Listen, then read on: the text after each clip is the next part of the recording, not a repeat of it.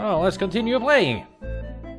So apparently there is a function of eavesdropping. It has a touchscreen interface. I've actually heard of those. What is amazing? Kulta lonkero. No, it's not. Kulta lonkero is it's an alcoholic drink. It's a long drink. So gin and tonic kind of a thing. I think it's got gin in it. But it's a long drink. We call it lonkero. Which is, lonkero pretty much means a tentacle.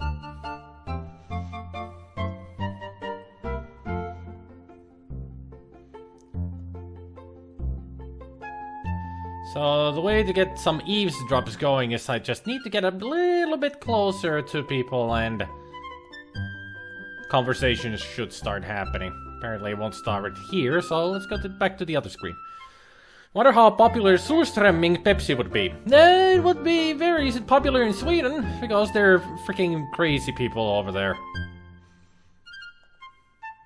But here, it wouldn't be. It would be put into the trash. Just go behind them and hi. Okay, let's go behind them and hi. Hey there, Eldritch. Hi. Nothing happening. Oh.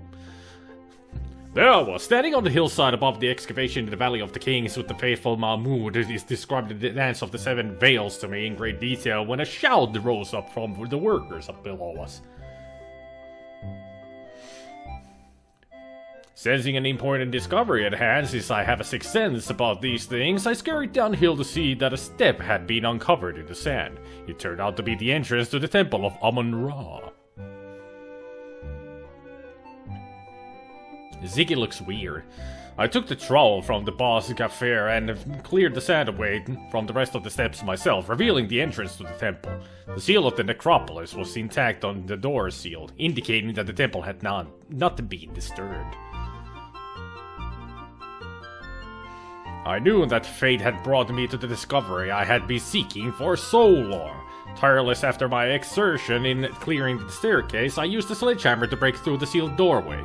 Within lay the greatest accomplishment of my considerable career. Not a pompous ass. Hidden within the darkness, untouched for thousands of years, in the isolated temple lay the magnificent Dagger of Amon-Ra, the greatest discovery of modern archaeology. Not a pompous ass. Good show. I don't know who said that. Magnifique, very impressive, Dr. Carter. So that's when you heisted it, right? No, I didn't heist it, you annoying little man. I took it out of the temple and showed it to the workers, who immediately fell upon their faces, all 350 of them, to show respect for my accomplishment. Pompous ass.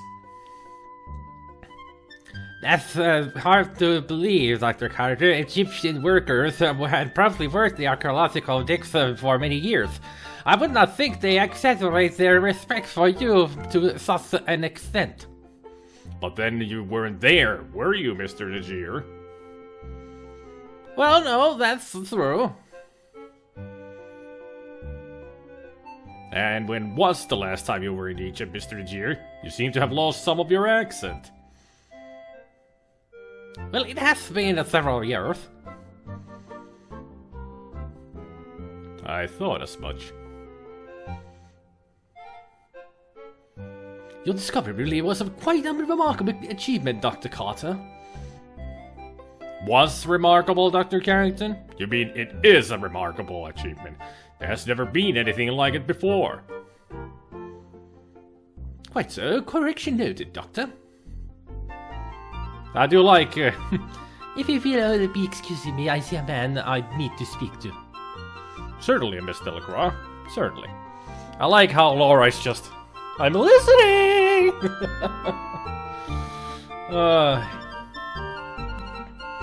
Golden Tentacle is a pretty nice thing, like an energy drink but without caffeine. And also an alcoholic drink.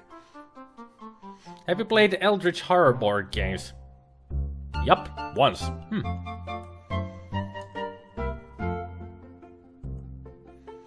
Can we get more if we walk back in here? Oh, that Yvette, she's some dish, ain't she? Yes, those French women really have something. I don't think my wife would ever have done it in a mummy calf.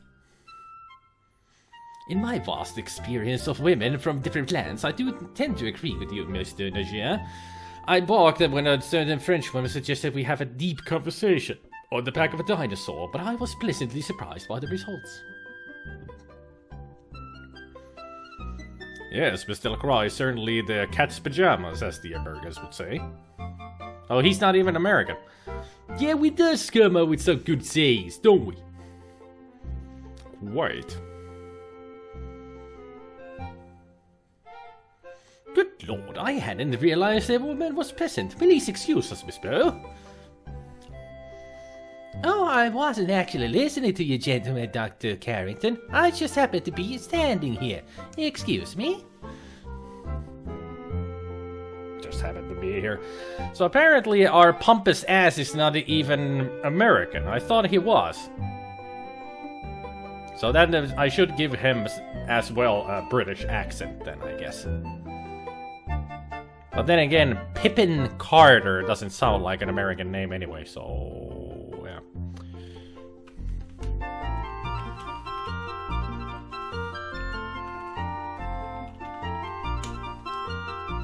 I just have to reiterate, he's not a pompous ass. That pompous ass. Not pompous enough to be French, eh? No, he's more of a British pompous ass then. More snobbish. Then again, yeah. But he's definitely not French. That's for sure. Yvette is the most French here. So Carrington and Carter are both British. I would assume that she's also British, but I would assume that she is more of those who is American, but tries to be as snobbish as possible.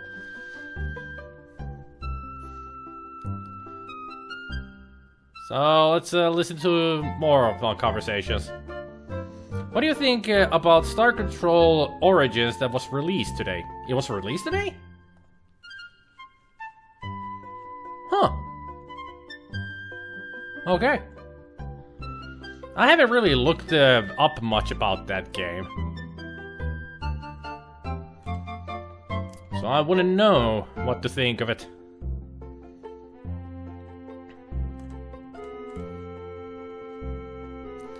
Just 11 minutes ago, it's now available. 11 minutes ago. That's when I start the stream, they released that game.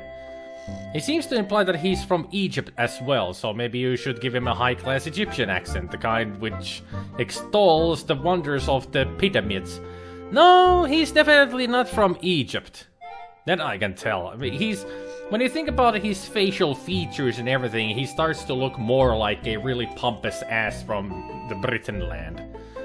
Star Control 2 is one of your fave games.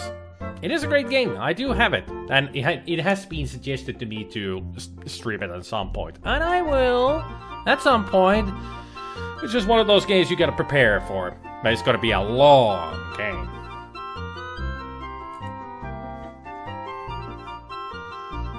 But yeah, I don't really know anything about the Star Control Origins.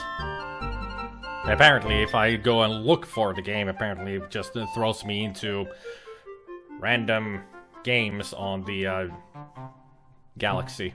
Okay. And I don't mean the Galaxy, I mean GOG. Never played any of the Star Control games. You have missed out on some great simulation games there. I think Star Control 1 is fun.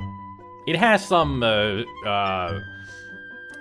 scenarios that you can play. It's not just a full-on melee game. Although everybody considers it that it's just a full-on melee game, 1v1 kind of type of a game, but it's not. You have scenarios you can play in. So it has strategy in it. That's one for your list. You can find Star Control 2 for free if you just go Google Urquan Masters.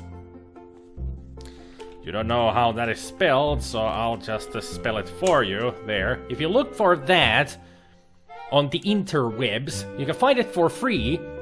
And it is a remastered version of Star Control 2.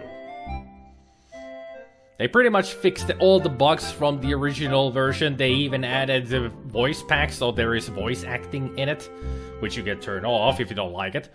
And higher resolution and better controls and such. So it is not worth playing the first one. No. The first one is pretty much just like everybody says, it's pretty much a melee game, but it doesn't have any kind of story or anything. Star Control 2 has a story. It is a story-based strategy game, melee strategy game.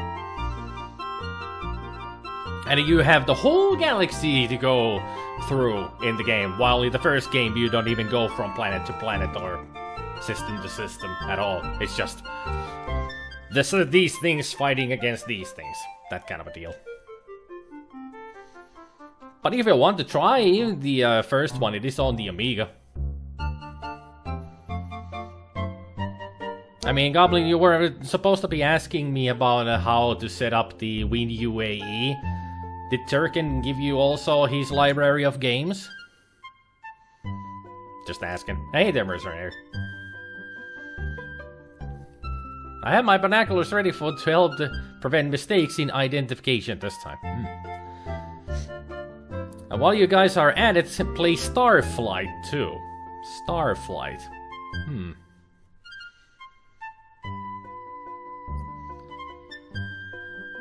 I know it may sound bad, but I would like Little Computer People remake.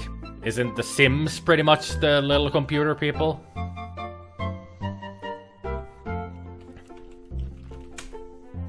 Starflight. So what's Starflight like? Now that's some old school game. That's a really old school. 1986. Yeah.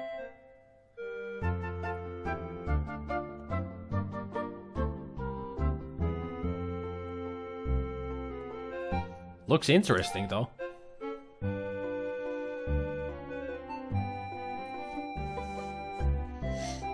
So and so, Spidey, Sims are more of a real-life sim. True. Little Computer People remake. That would be fun, though.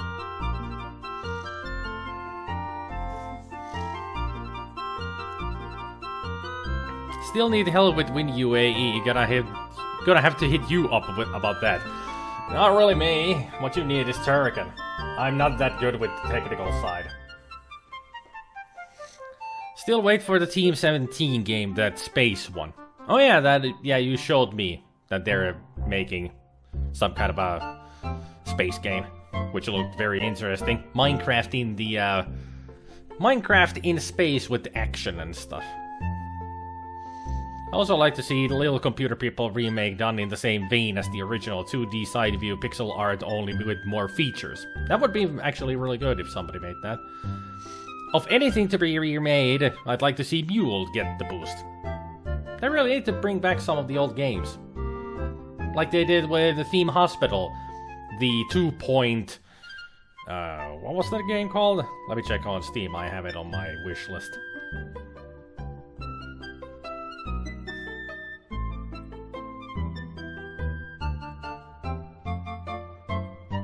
Yeah, 2-Point Hospital. Yeah, that's the new game on Steam, which is a remake of Theme Hospital, which I will get if it goes on sale on Steam. I will get that game because I love Theme Hospital, and that the remake looks like fun. Seems to be the same game but with newer graphics. Pretty much that's it. It's a whole nostalgia ride. Just need to know how to access that A1200 file working. I'm sure most of the games are on there. I think Star Control 1 is there. I haven't really checked, but it should be there. Anyway, let's continue with this game, shall we? Before we dwell on another 30 hours in talking about other games. To be fair though, the issue isn't whether old games can be remade, but rather be remade competently. True.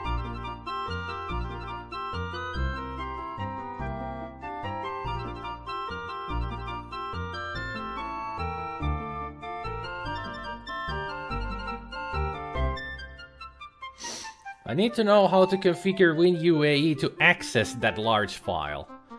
That kind of a thing. Well, I think I can help with that. But we'll talk about that later, shall we? I'm trying to play a game here. That's what you're here for anyway. Watch me play this game. We're not here to talk about everything else. It's me. I need to concentrate now. I'm here to play a game. I mean, if we wanted to do a talking show here, I would have been doing a podcast. Then we would be doing nothing else but talking about games and movies and whatever we wanted. But this is not a podcast. I'm streaming a game. Focus, SpiderMwa. Focus.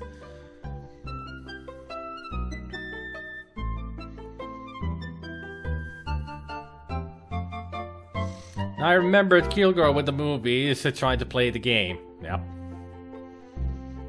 Kilgore has such a rough time sometimes with the box hype and everything.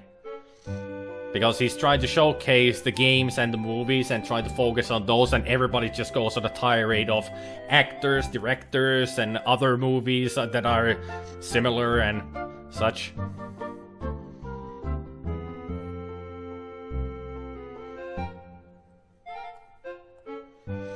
The short, blustery man reminds you of regular President Roosevelt. So that's Carrington just standing out here all alone. He must be older than me. He's 55 years old, as far as I remember.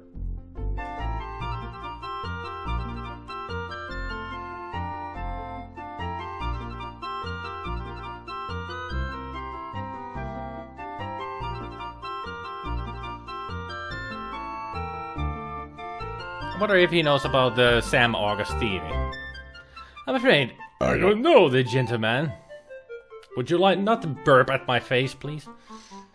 Rude. I'm not acquainted with the chap.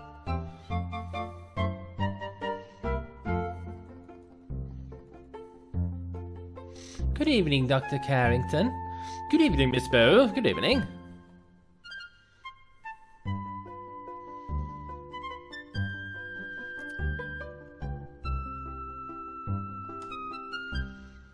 Hey, Steve Daw.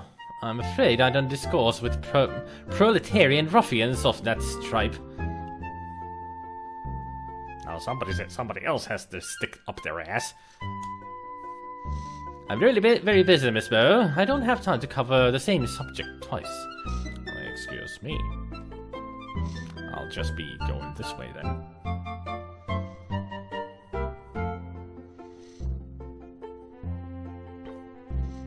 And Saradak should also know about this Kilgore stuff, because Saradak watches Kilgore with us. Usually at the same time there, because Saradak is Finnish. I can't say if Saradak is a him or a her, because I haven't found out. Tomorrow is the last day of these. Well, you can... I think the September is still going on, Sonic, here on Twitch. If you were gifted... Somebody gifted you a subscription on anybody's channel. You can buy another month. You can subscribe for €1 only. Why they haven't done any games about Komissaario Palmu? Because Finnish game designers don't think about making games just for Finnish people? I guess. But they should make a game out of him and turn it into a kind of a British detective or something like that. Would be funny. Would be great. I'm a him. Alright. Then I don't need to continuously say Saradak. Now I can say Saradak also is in Kilgore's chest, because I see him there, not all the time, but usually in the morning, because he is Finnish, like me. Kelpaako nyt, Sarurakki? Ryan, I'm having the hardest time keeping my hands off you. So that's O'Reilly. They are not important. You are the most powerful man here, my Ryan. What about that Carrington guy? He's president of this museum. The doctor, he is old and weak. You are the young one and strong. And what would you be wanting, Miss Bo? Oh, well, I thought I heard you call my name. You must have been hearing things. I didn't even mention your name. Oh, sorry. I've got to be going now. Excuse me. Still loving how her hand is just... Remedy should do something on the Palmo. They are a good video game maker on Finland. I suspect O'Reilly has a toupee. I don't know.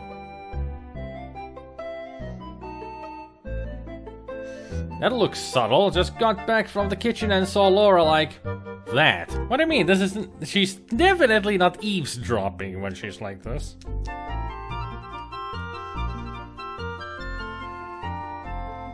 Hard to find good streams when I wake up for my morning shift. True. Kilgore is the best to find around in the morning.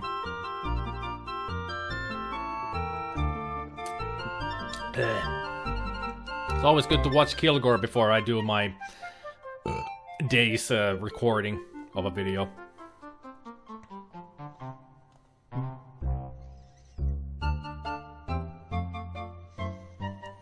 What are you doing when that fancy dagger was being stolen then? Let me see. I was sleeping in my hotel room. You don't sound too sure about that. I haven't been sleeping too well since I arrived in this country. I'm tired, so I'm not thinking too well. You're not sleeping well? Would you be having a guilty conscience then?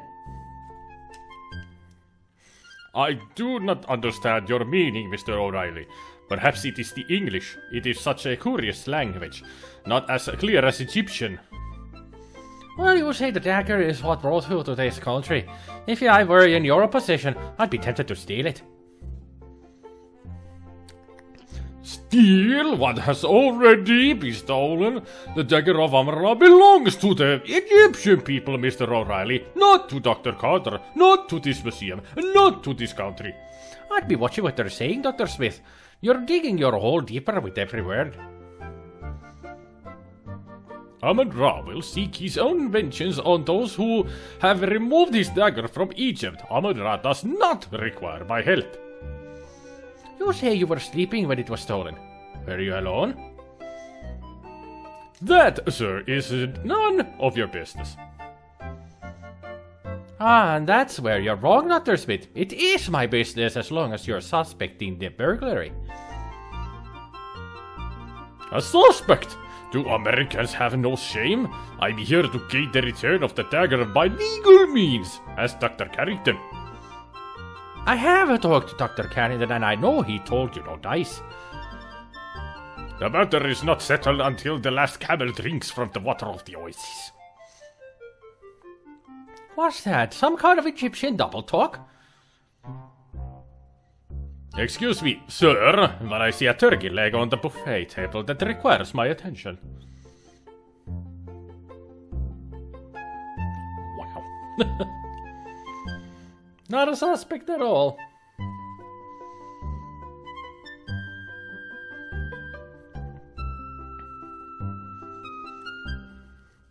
Whenever you want, you let me know. Becoming neighbors, Spidey.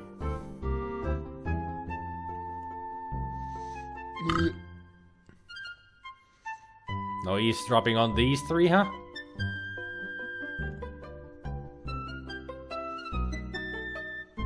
Let's see what other conversations we can uncover around here.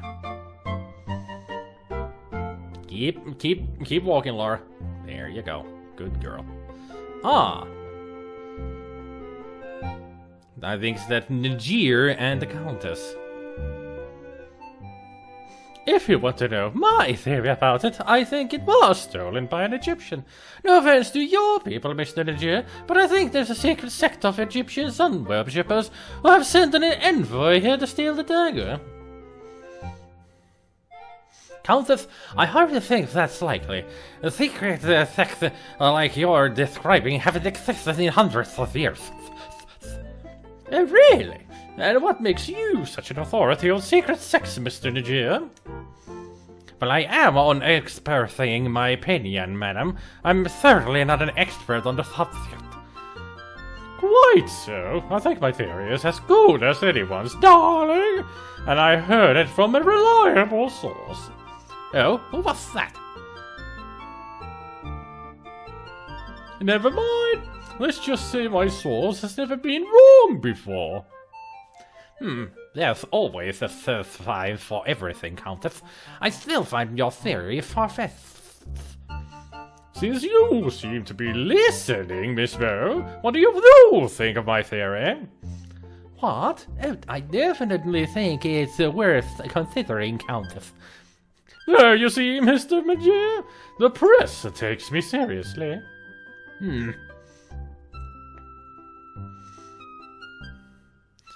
Of course, it is kind of far-fetched.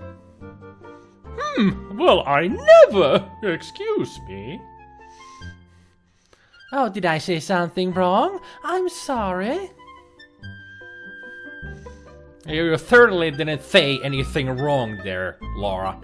You're certainly very... That lisp really sticks to you, doesn't it? With all the finesse of Team Rocket. So that's the deal, Countess. I'd rather not talk about it right now. Or rather... Yeah, no kidding. The war's got easy right here. And so does certain nosy reporters, if you know what I mean. Yes, now if you'll excuse me, I simply must speak to Dr. Carrington. Sure thing, Toots.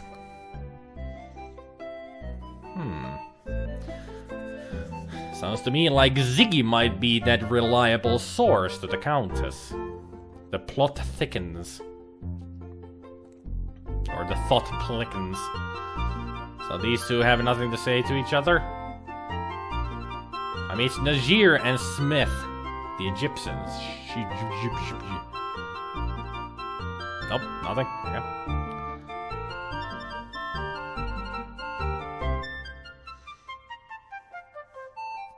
Rakettiryhmä, me tähtäämme vasemmat taivaisiin, astu alas tai tarttumme aseisiin.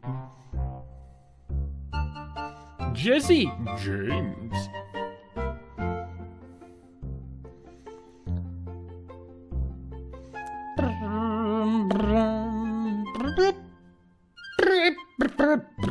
Excuse me, sirs. Excuse me. Just waddling through here.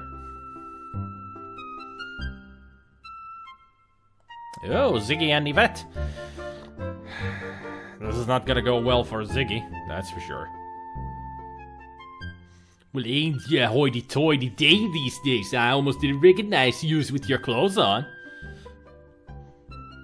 Excuse-moi, am I knowing you, sir?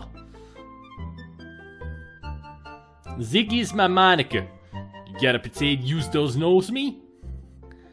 Ah, you're making a joke with me, no? Perhaps you have confused me with someone else?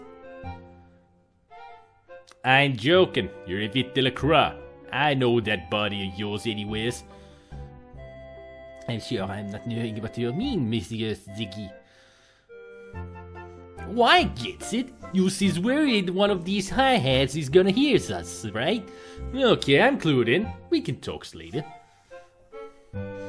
I'm adding SS everywhere because that's how those kind of guys would talks.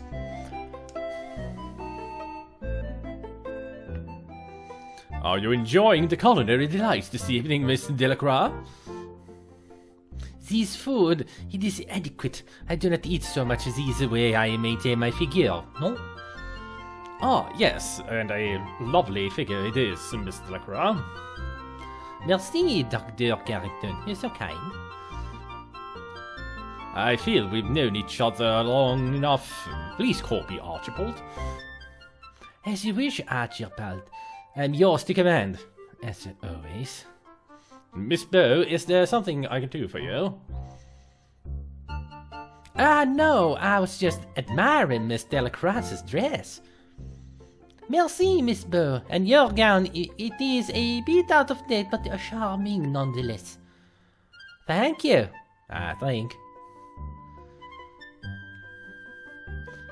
Well, if you ladies will excuse me, I must mingle with the guests.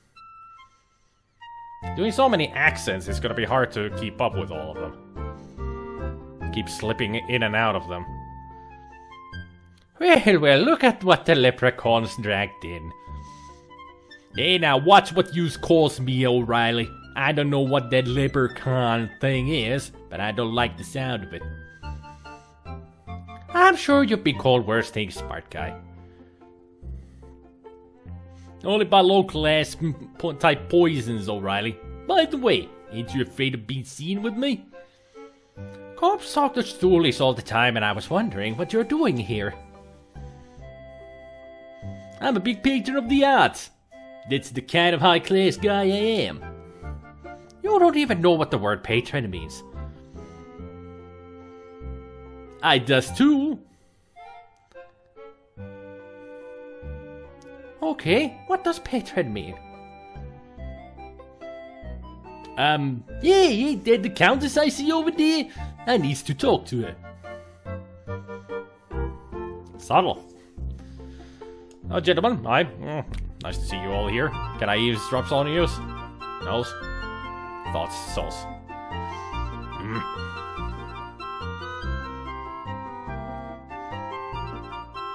Like I says, it's hard to get rid of some of Dick's accents. Man. Why am I only one man doing this? I need a wingman to do these voices with me. Lip in the Hood. Come to do no good. I still haven't seen Leprechaun in the Hood. I haven't seen those movies.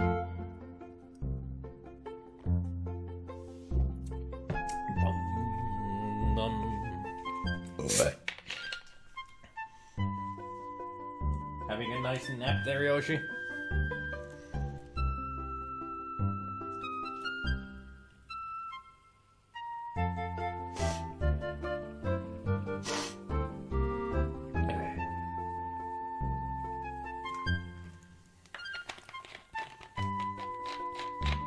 I'll go back to the eavesdropping soon enough.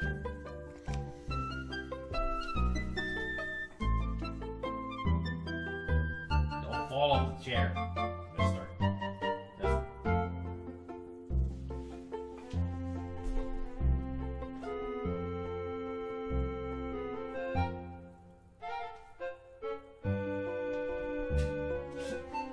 Ah, you silly goof. Come on up here.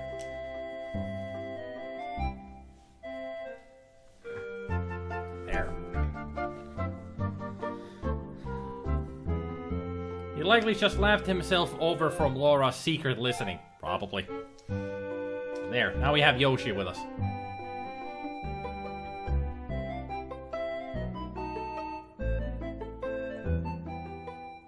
One thing I am admiring about the Egyptian man is the way he is treating his woman with his strong hand and the firm words.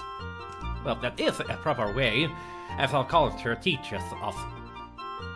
Which is not to say our culture is primitive by any means. Our civilization has evolved over thousands of years, so our methods are quite well thought out and practical. And the Egyptian man, he is very skilled in the private matters as well, no? Well, speaking for myself, I feel it is my sacred duty to be knowledgeable in all the matters that concern me. I've certainly had no complaints about my skills, Mr. Kra. Ah, Miss Bo, I didn't see you standing there. Well, I hear another turkey leg calling my name at the buffet table, so if you'll excuse me. The turkey leg, it sounds good to me also. I'll accompany you, Dr. Smith. Laura is really bad at her eavesdropping skills.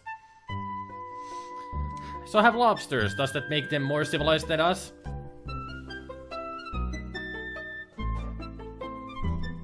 Are you more civilized than us? I know you're not really a lobster, but you're a cousin to a lobster, so... Are you more civilized than us?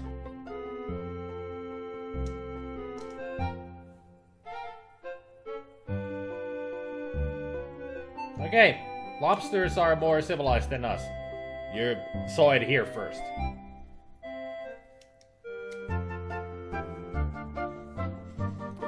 sure if that's real proof, but hey, you never know.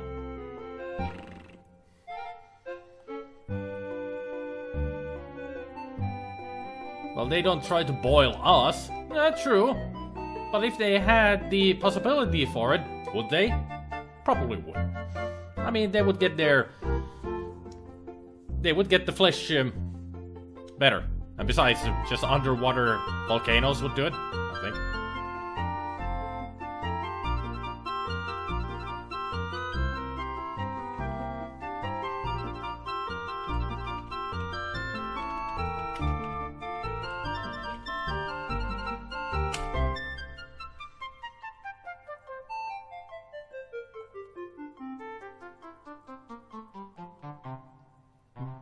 Countess, they tell me you are married to the last museum president?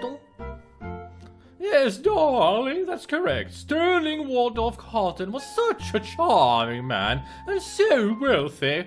My heart is just an empty void without him. Yes, Sterling was such a nice man. It's too bad that he's worm food now. Oh, I prefer to think that Sterling is still with me, in spirit. I'm sure his body is crawling with maggots by now. But if his spirit isn't with you, let me know, because I'd love to see it.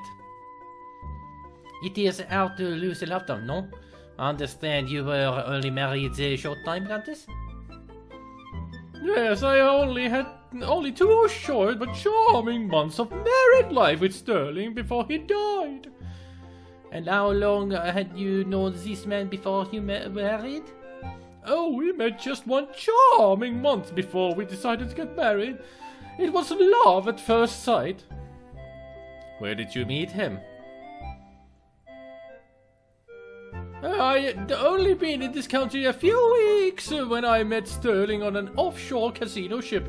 It's quite legal to drink and gamble there, you know, and all the right people attend. Sterling was so charming, he just swept me off my feet.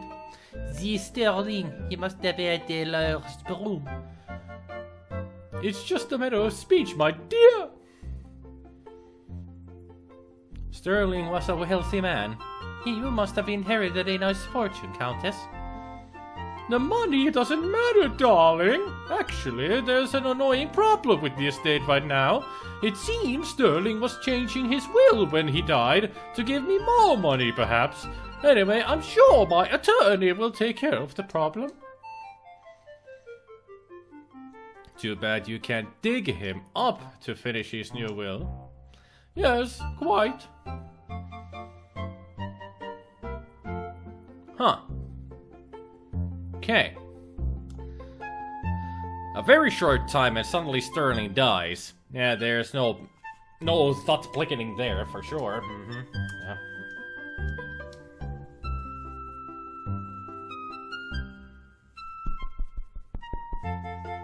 Just take it easy, Yoshi. Take it easy. You're in good hands. You're in good arm. You're in a good hand.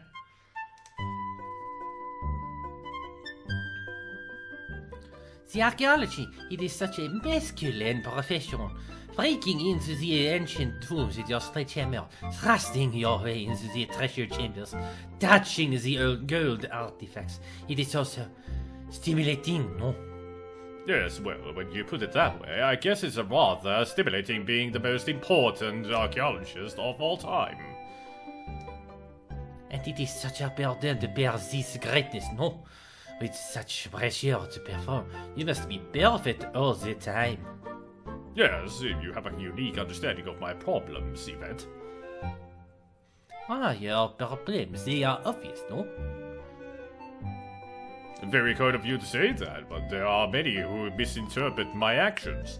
They don't understand the pressure of having famous relatives in the same line of work, and having to compare oneself to them all the time. But you're not from the Joneses line.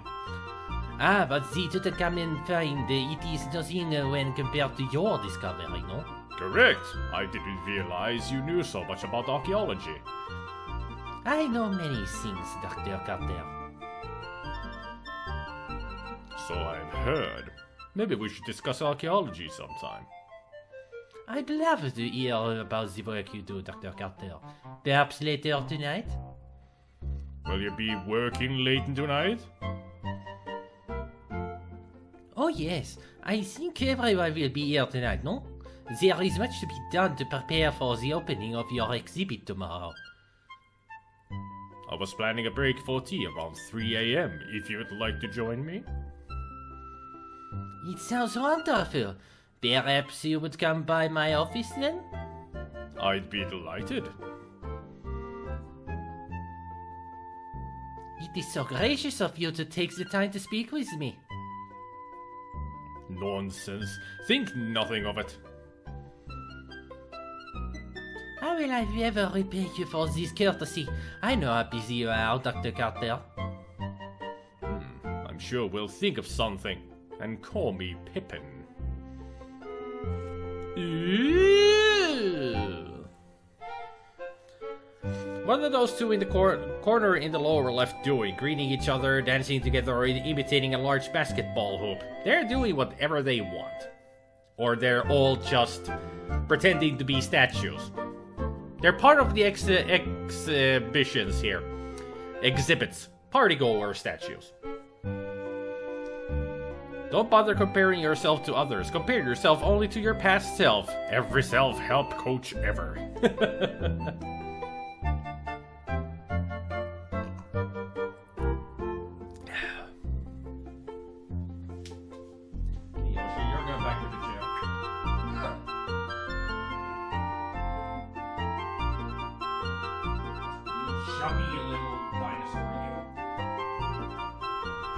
There. At least now he's sitting up straight.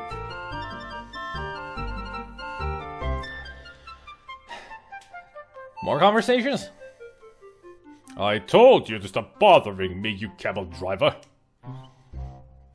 Dr. Carter, I will stop bothering you when the dagger is safely back in Cairo. I don't know if you've noticed, but the bloody dagger has been stolen from the bloody museum, you great twit! I see no reason to exchange epithets with you, Dr. Carter. I am aware of the burglary. I am also aware that no evidence was left behind and the dagger case was not harmed. In fact, I think you removed the dagger from the exhibit. Nice onk. Me? Me? What bloody reason would I have to steal my own bloody dagger from my own bloody exhibit? The dagger is not yours, Doctor. It belongs to the Egyptian people. As to why you stole it, I do not pretend to understand your twisted American thinking. Perhaps you wanted to keep the dagger for yourself in your own private collection? Perhaps I should ask why you are shifting the blame onto me, you insignificant peasant. It would be very clever of you to steal the dagger, then stay about to start the rumors about someone else stealing it.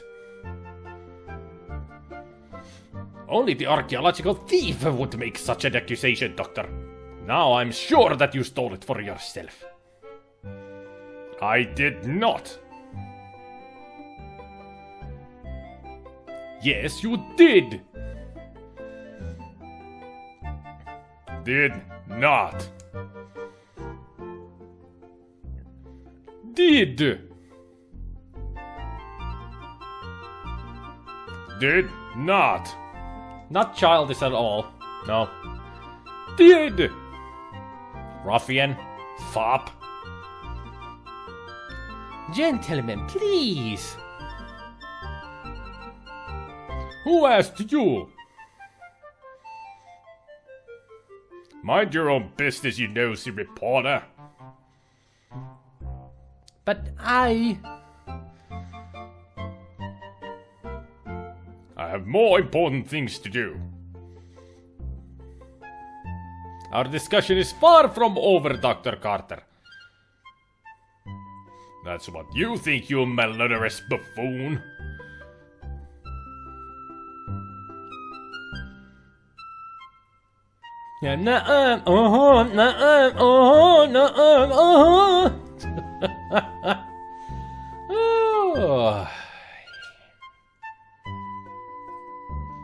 Get a turkey leg, it will calm the battle. Yeah, should have done that.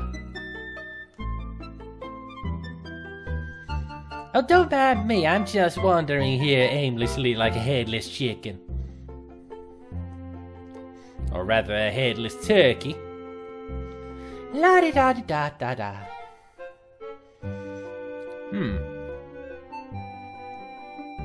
I wonder what they have to discuss about. You're interested in the great art, no? Then you should come with me this evening. I'll give you the personal tour of the old master's gallery. I wonder what he's doing. Well, I guarantee that you will not be wasting your time. You will enjoy it very much. Well, You are studying the art of the... at the university, no? Well, yes, but... Then it is settled. I will give you the private tour in a little while, no? But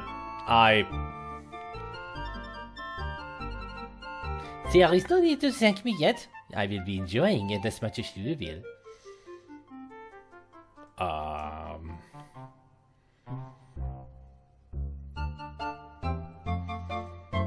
Take the hint, Steve. She wants your D. What is Steve even doing here? He's a dock worker. But then again, if he's studying the arts in the university, then... Oh, this is the Eiffel Tower reference I was telling you about. Eiffel Tower reference? I don't remember any references to the Eiffel Tower. Well, apparently that was all the eavesdrops that we needed to do. They're all gone. Can I pick anything from you? The food and champagne look good, but you're trying to stay on a diet, so you make the wise decision to leave them alone. Always with the diets with the ladies, huh? That last Hornet soundtrack before that ended sounded like a wah wah for that scene.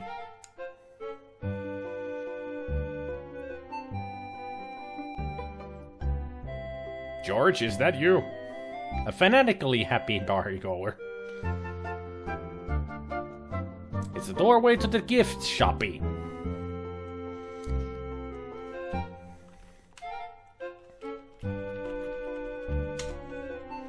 Let's go there.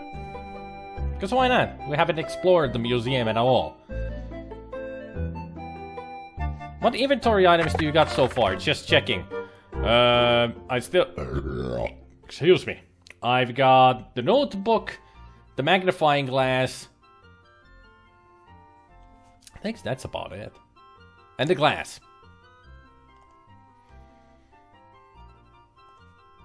These appear to be copies of ancient Egyptian artifacts. They seem to be nicely crafted. They should be.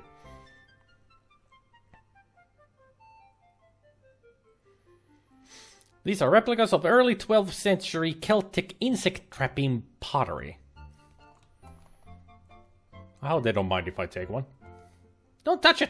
You don't know where it's been.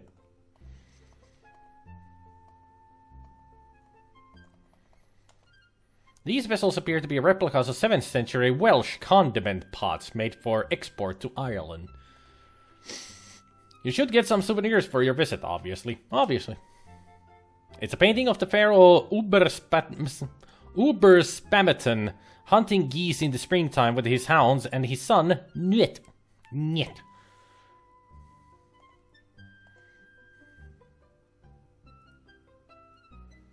What a beautiful painting of the mask of Tutankhamun. You wish you had the money to buy it. Just take it. This case holds beautiful museum replicas. They appear to be broken pots of some kind, probably authentic artifacts, or maybe someone just dropped them. It's you! This is the counter where the counter counts the money. It's the cash register. Laura, you'd never steal. How would you know, game? It's not like you designed it or anything.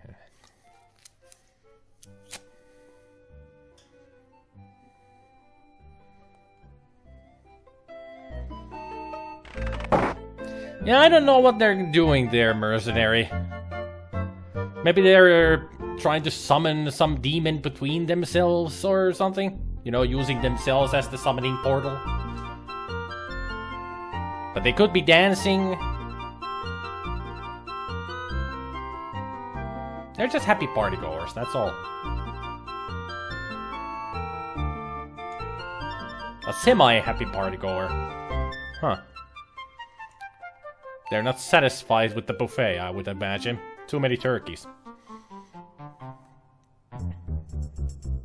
Oh, it's Wolf. Back to the Rundab, Fräulein. This rest of the museum is off limits, and you are spooking the mastodons.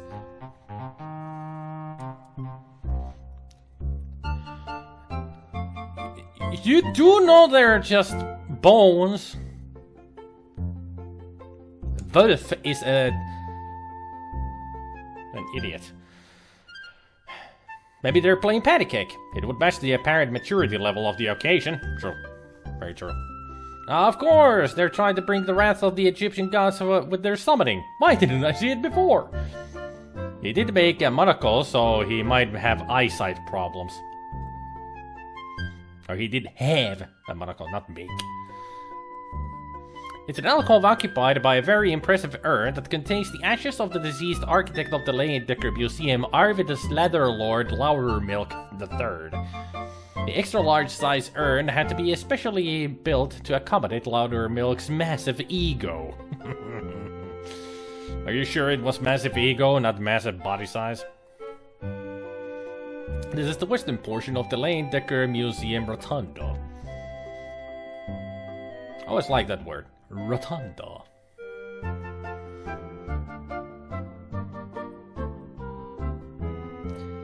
Just keep going, Laura. Keep going. Come on. You're gonna get there. Good.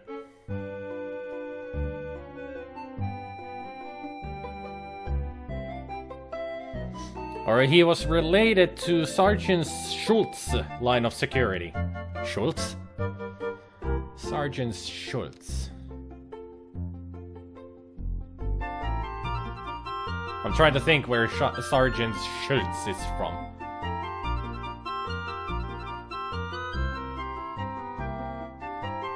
No idea. Hogan's Heroes. Never seen it. I only know Hogan's Heroes by name, but I've never seen it.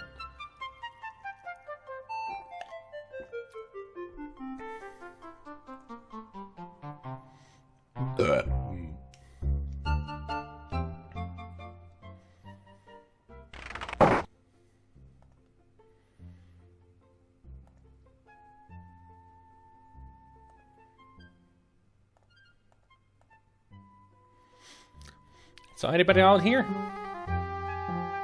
Doesn't seem to be.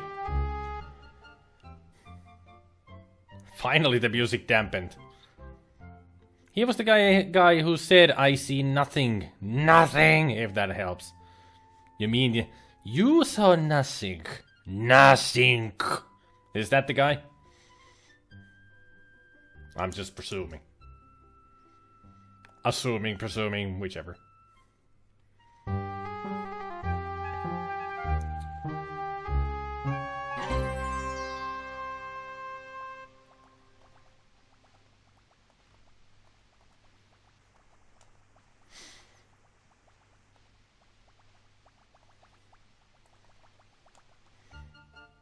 I do suppose that the Hogan's Heroes is a bit on the H side and may not be airing so often these days. Hey there, Jup. You're so impressed by the entrance to the famous Leyendecker Museum that you can barely restrain yourself from reaching out to touch it. Fine, I'll just walk through it. Let me in! I got locked out!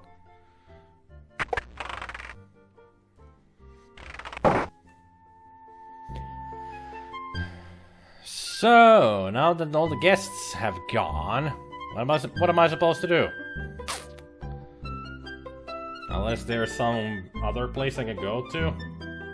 Well, there are the dinosaurs. That's the only place I can really go to according to the map.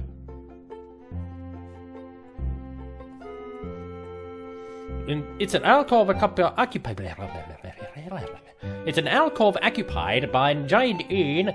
The giant urn is occupied by cremated remains of Ignaz Leyendecker, who financed the construction of the museum. I did wonder. There's 2 urns, so who's in the other? Now I know. Autofocus was a pretty good movie about the actor playing the lead in that show. Complete weirdo with even creepier friends. Okay. So it's kind of an autobiography movie?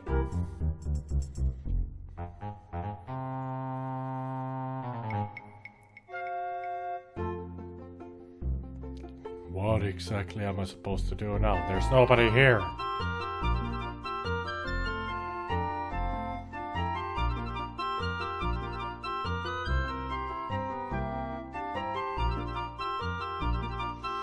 Unless I've missed something?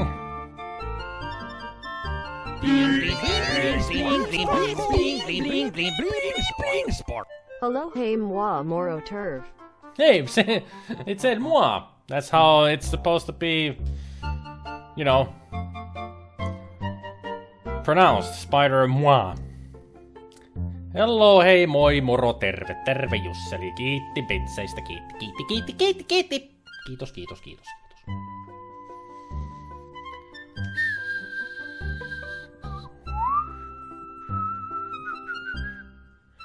Can't go this way, even though it said that I could go this way. But apparently I cannot. Am I gonna just walk into a wall?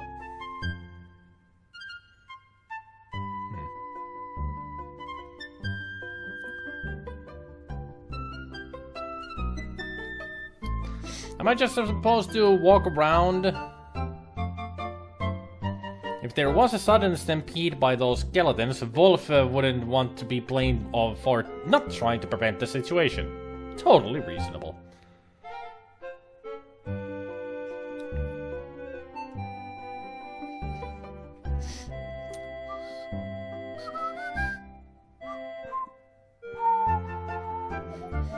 One odd fact I heard about the show was that it gained a big audience in Germany. They really tiptoed around any serious issues and poked fun mostly at the 2 buffoon authority figures and stabbed jokes at the main names.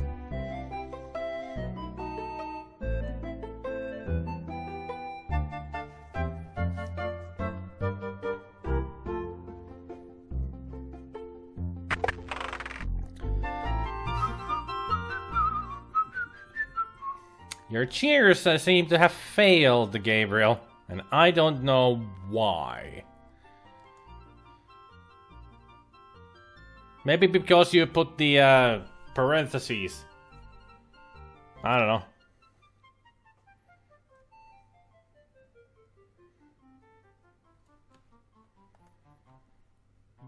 But your cheers totally failed there.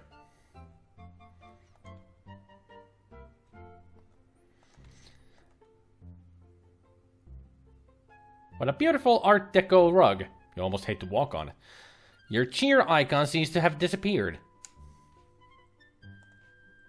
I noticed that too.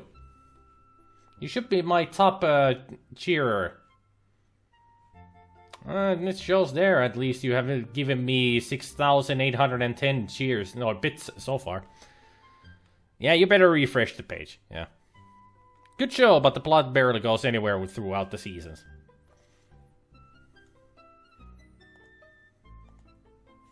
Do comedy shows even need a plot, usually? Remember that you have a magnifying glass too, just as Sherlock. So I need to be using that. Alright, good to know. There's an inscription on each of the pots which reads, "These vessels were made by Welsh craftsmen. We make better castles than you do, and our flag has a griffin on it." On each piece you can see a tiny stamp that says, "For Egyptian artifacts, crafted with care by Hakim Rashad Hassan Ali Bozorg and Sons." Bozorg? What the kind of name is it? Now it worked. And now we just go blink, blink, ding, ding, ding, ding, ding, ding, ding, ding, ding, ding, ding, in there. Into the tip jar. Nice and clean. They still look broken, like broken pots. Excuse me.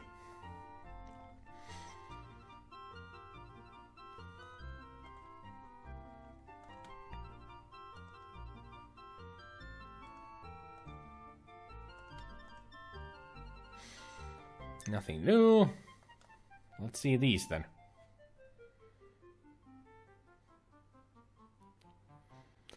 Made in Pittsburgh. The dagger shows Pittsburgh's high degree of craftsmanship. So, I'm guessing this is supposed to be a replica.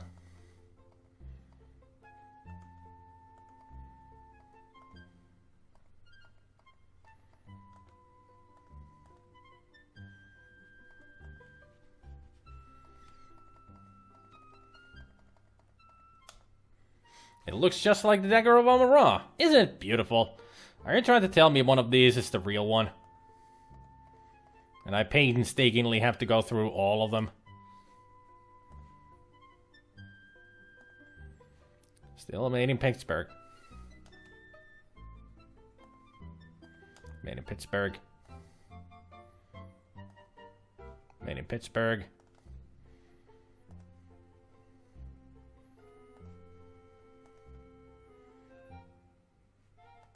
The dagger shows a high degree of craftsmanship. Yeah, but that doesn't say made in... That's the real dagger.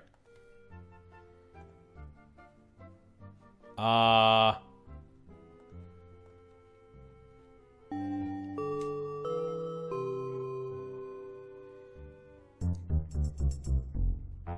here comes our Schultz. Fräulein, this gift shop is closed. You should not be here. Oh, I'm sorry. The door was unlocked. Unlocked? My assistant will be disciplined harshly for this mistake. Please rejoin the party now, or I will be forced to injure you. Holy crap. You're not supposed to injure people just for trespassing, you moron.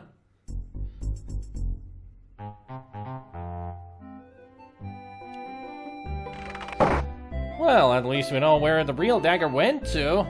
I guess when they stole it, they needed to hide it somewhere fast, so why not into the gift shop with all the others? They can pick it up there later, after all.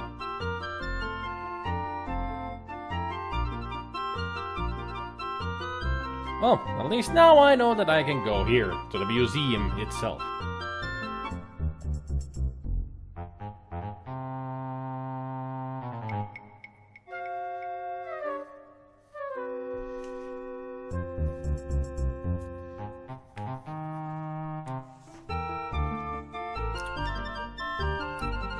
What?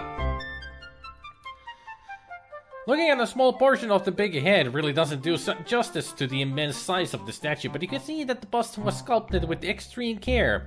Almost as if the sculptor's life depended on it. Which it did.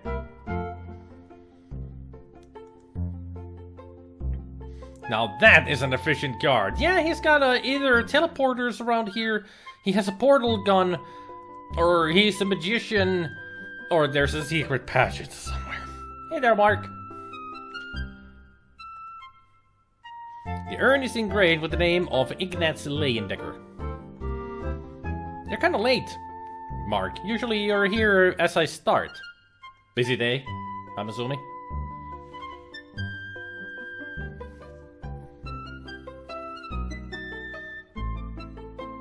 Oh, it's Steve. Nice boots going with that suit. Miss Bo? Oh, Mr. Dorian? That's right. We met at the docks. Oh dear, your shoes. They aren't exactly formal. Oh, well, I can explain that, but not right now. I see. Well, what brings you here? You. Oh, me? You told me you'd be here tonight, and, well, I thought we should talk. Oh, about what? Could we step outside for a minute? The moonlight is very nice tonight. Smooth. Well, alright. I think I'd enjoy that.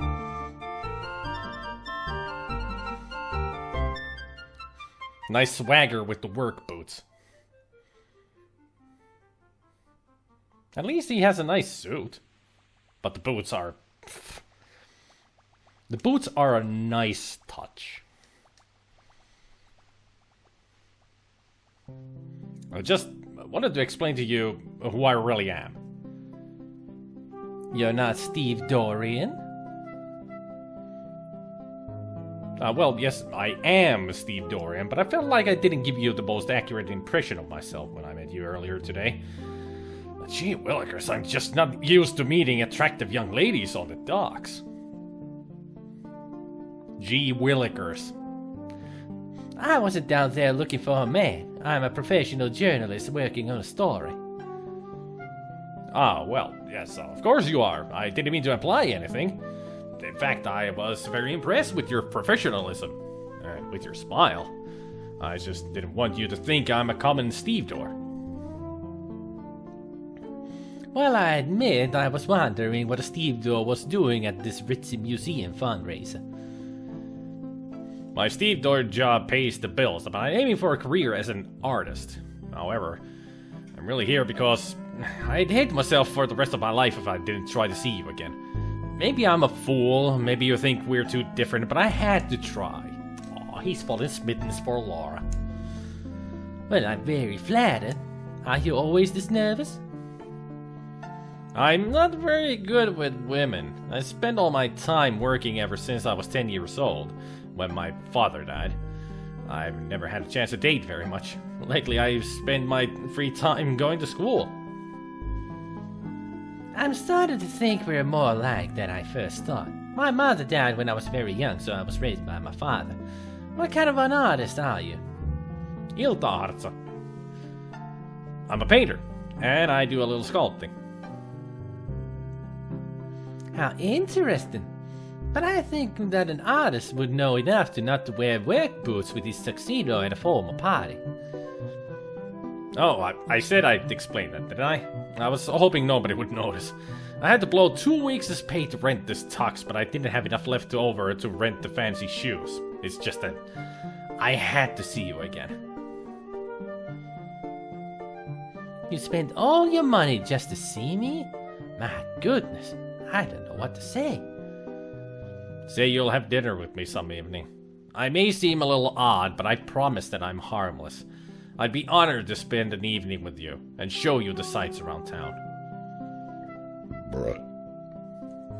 Well, I don't usually, but you've gone to a lot of trouble to find me. I think I can trust you. Really? You'll do it? Oh, thank you. You won't regret it. I'll make it a memorable evening. I'll paint for you. I'll dance for you. I'll sing for you. Anything you want. Calm it down. Keep it in your pants, man. Well, there's no need to get carried away. Let's see how dinner goes first. Of course, you're absolutely right. I don't seem too anxious, do I? Maybe just a bit, but that's okay. Okay, I'll take a deep breath and calm down. I'll be fine. I'll do whatever you want.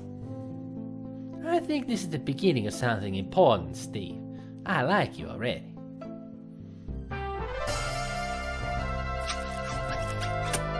Let's go back to the party, Steve.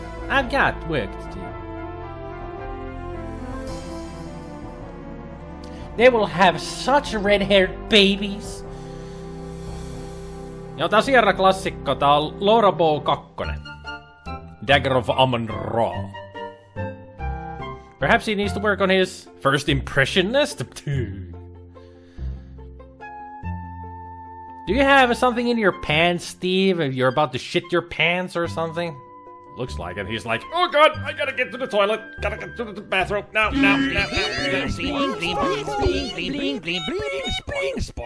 Ah, young love smiley face. God, I feel old sad face. He was a bit of a wuss, but he still managed to get the girl. At least he wasn't like Guybrush, who couldn't even talk.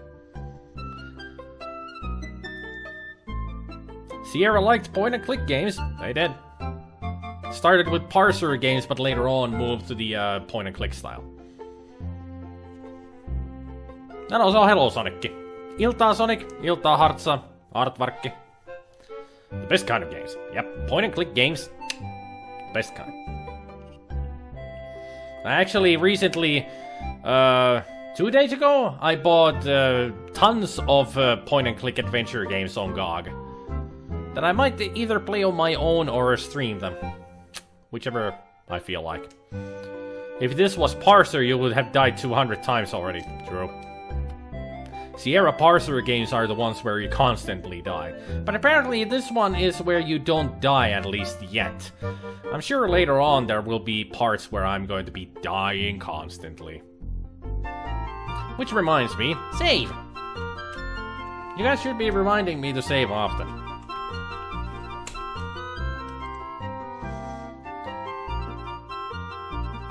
Siis meikä sano sen, ja nyt vasta moikkasit. Sori Sonicki. Mutta tässä tapahtuu niin paljon, että tässä ei huomata kaikkia, jotka tulee. Kyllä mä huomasin sut aikaisemminkin, joo.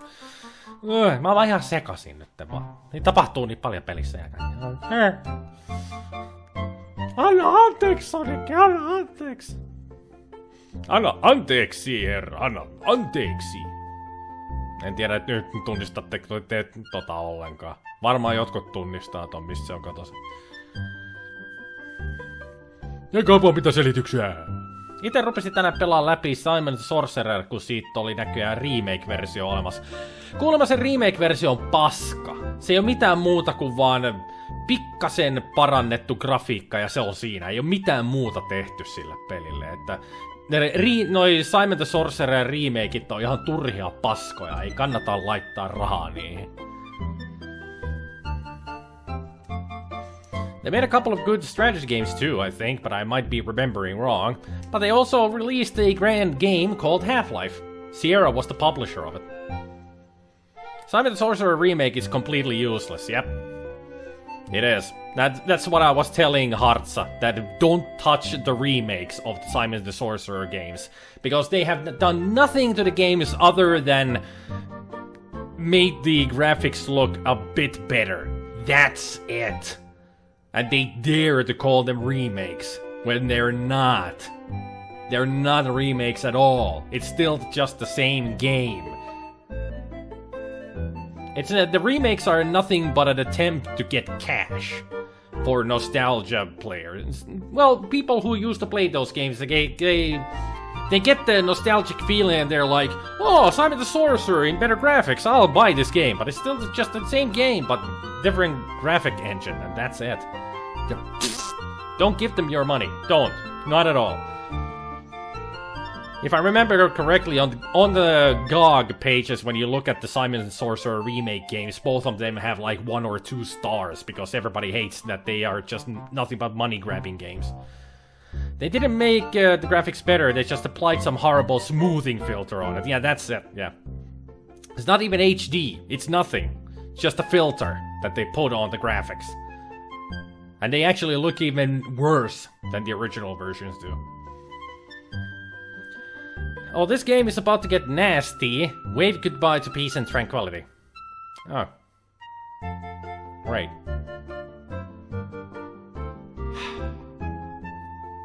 We were all distracted by the kiss and forgot to remind you.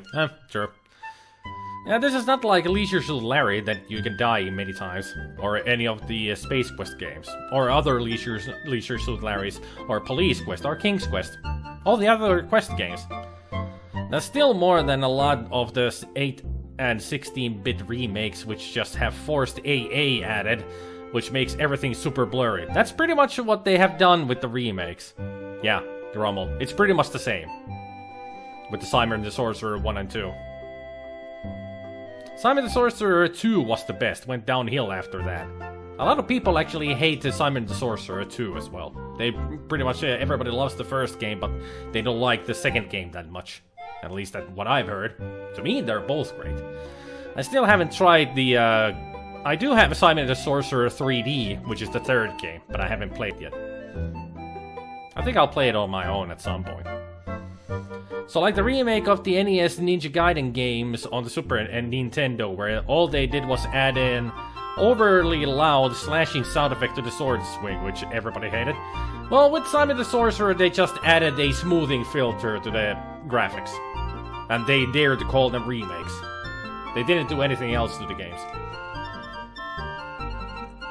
Hey there, Turfin. You love Colonel's Bequest, lovely EGA. EGA is more atmospheric than EGA, I think. True, EGA is somewhat atmospheric. I mean, with the VGA, the graphics can look a little blurry and doesn't blend in that well. With EGA, they're more sharp and such, because it's pixelated. Don't try the 3D game while streaming, you will rage quit. Okay, I'll just try it on my own then. Nyt on tullut joku buumi viime vuosina tehdä remake-versioita. Vähän aikaa sitten pelasin Gabriel Knight 1 remakea, en muistanutkaan mitä vaikea se peli on. Well, with Gabriel Knight, the first game was the 20th anniversary game, which is a remake. The difference between that and the original is that the remake is actually verbatim to the book, while the first game, the original game, is not verbatim.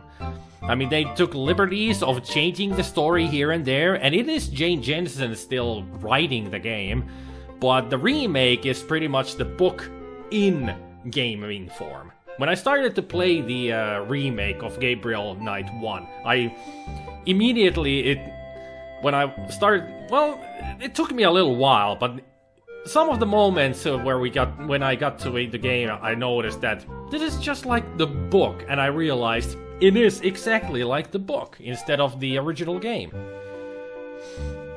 It's not really a useless remake, in my opinion. It's a really well done remake, and it is not the original game redone. Well, it is the original game redone, but it's done differently.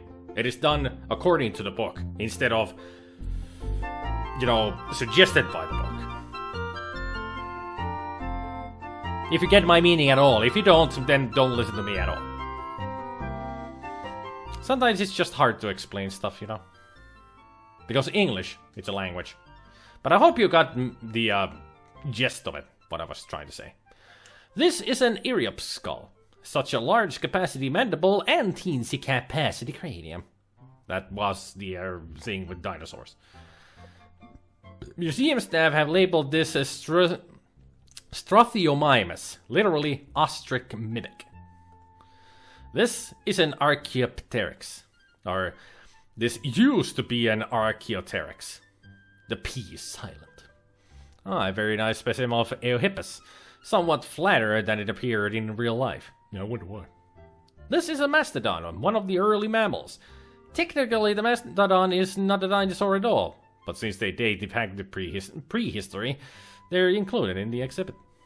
This particular example of the order Papaskidea is the Mammoth americanus, or North American mastodon. The chief feature which distinguishes this shaggy beast from the elephant and the woolly mammoth are its molar teeth.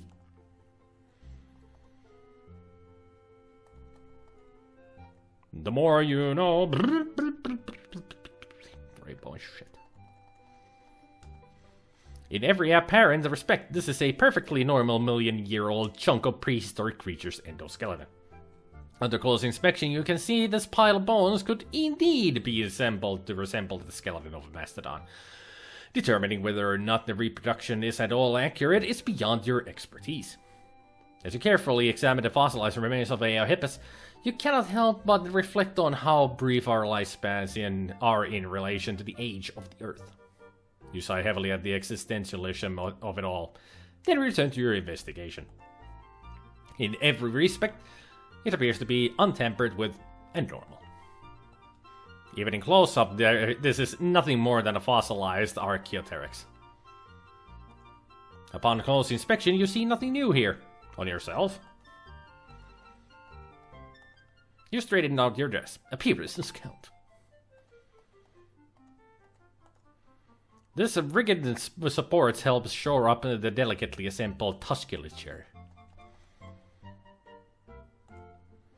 A rigid metal structure held together with standard 1/4 inch lug nuts, dirty but in perfectly good shape.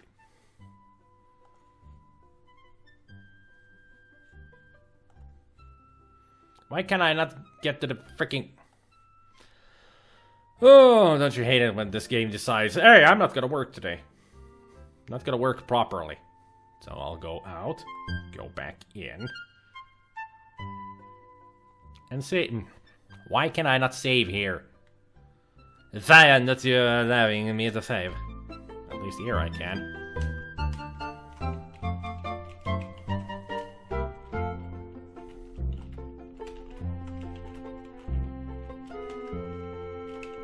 There.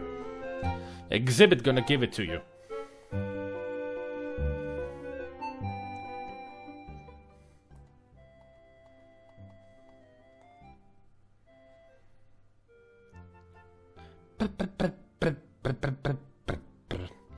I understand, don't worry, you don't want a simple graphic update for a remake. If they redo something, they should take care of bugs, update the engine, add dialogue, just to show they paid attention to the material they worked on. Yep.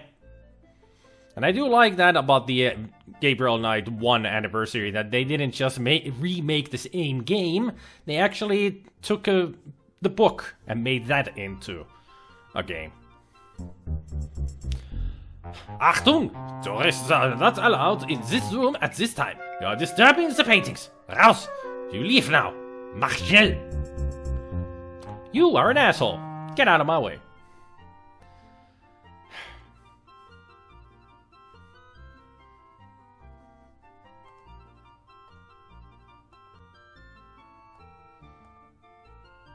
It almost looks like it's out of place, that little part here, but I think it's just a part of the bone.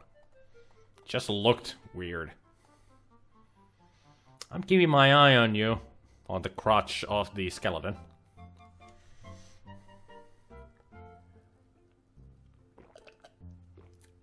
Oh, come on, just walk to the other screen, will ya?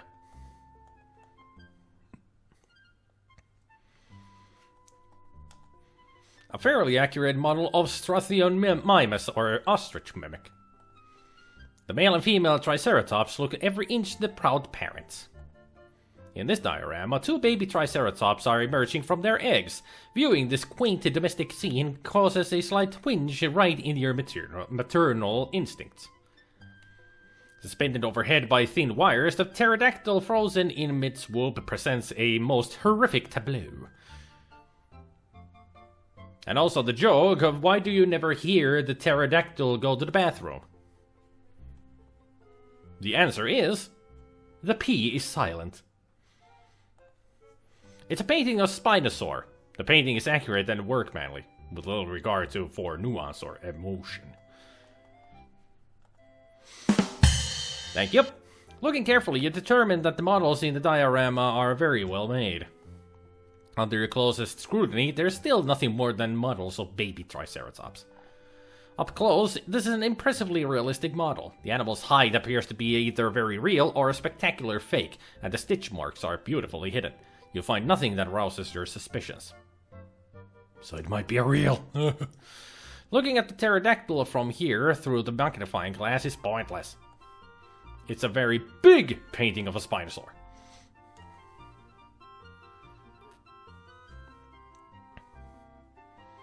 Have you seen the Gold Rush remake? I do know of it, but I haven't really seen it. I haven't looked at it. Is one of the babies Sarah? The other one is Michael Sarah, and the other one is John Cena!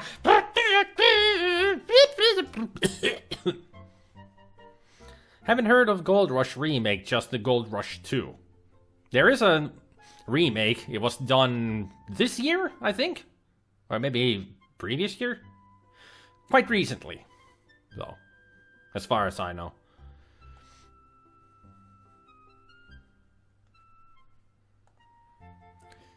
So, door to the left or door to the right? You can't seem to try Sarah stop making dino puns. 2014. Well, it's still recent years.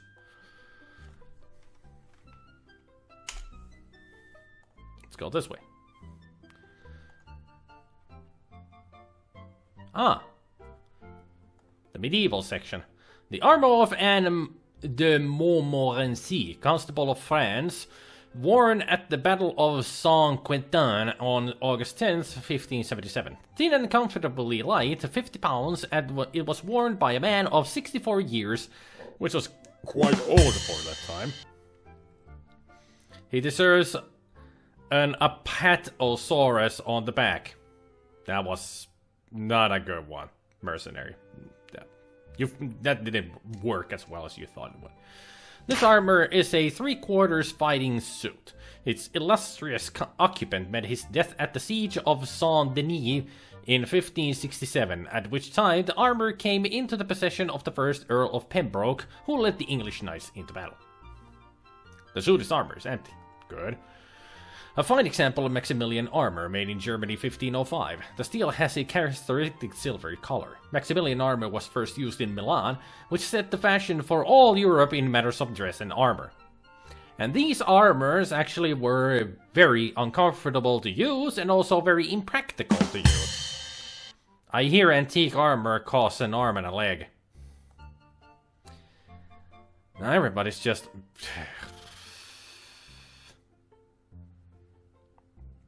I am really this close of taking that freaking rim shot command away. A rare 17th century English tapestry which tells the story of Teutonic warrior cockroaches that crossed into England from Germany and besieged the castle of Rochefort on Essex. Although the cockroaches managed to storm the castle walls after a 90-day siege, the knights of the castle managed to squash the invaders when they reached the castle's inner keep. Since the Great Battle, the castle of Rochefort on Essex has been free of cockroaches. Unfortunately, it also has been freed of humans. 1 year after the Great Battle, everyone in the castle died of the plague. Shortly afterward, the castle fell into despair and sank into the swamp.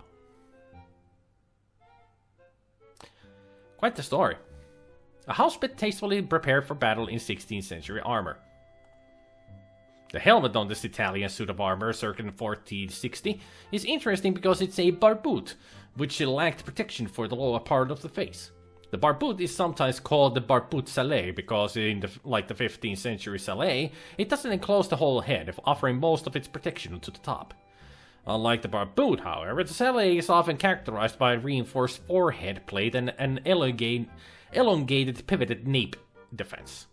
It is, however, difficult to differentiate between the barboot, the salé, and the bassinet. The shallow barboot resembles the salé, while the deep barboot resembles the bassinet. Then again, who really cares? An empty chest from the 15th century. Although the carvings on the exterior are crude, cut into the wood by someone with little talent or ability for wood carving, the chest now resides in a museum. Simply because it's old. Kinda makes you stop and think, doesn't it?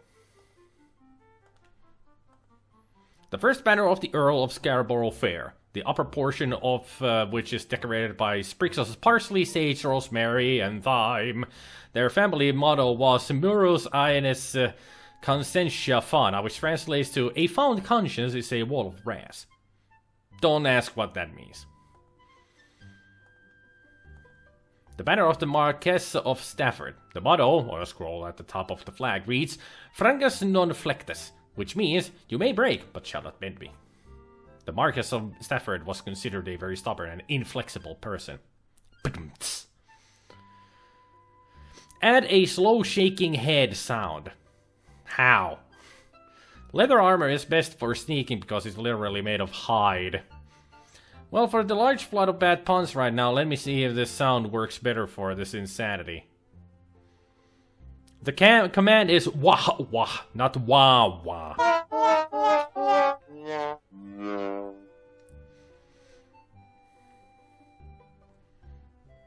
It's supposed to be sound, but she misread the long S as an F. A schoolgirl error.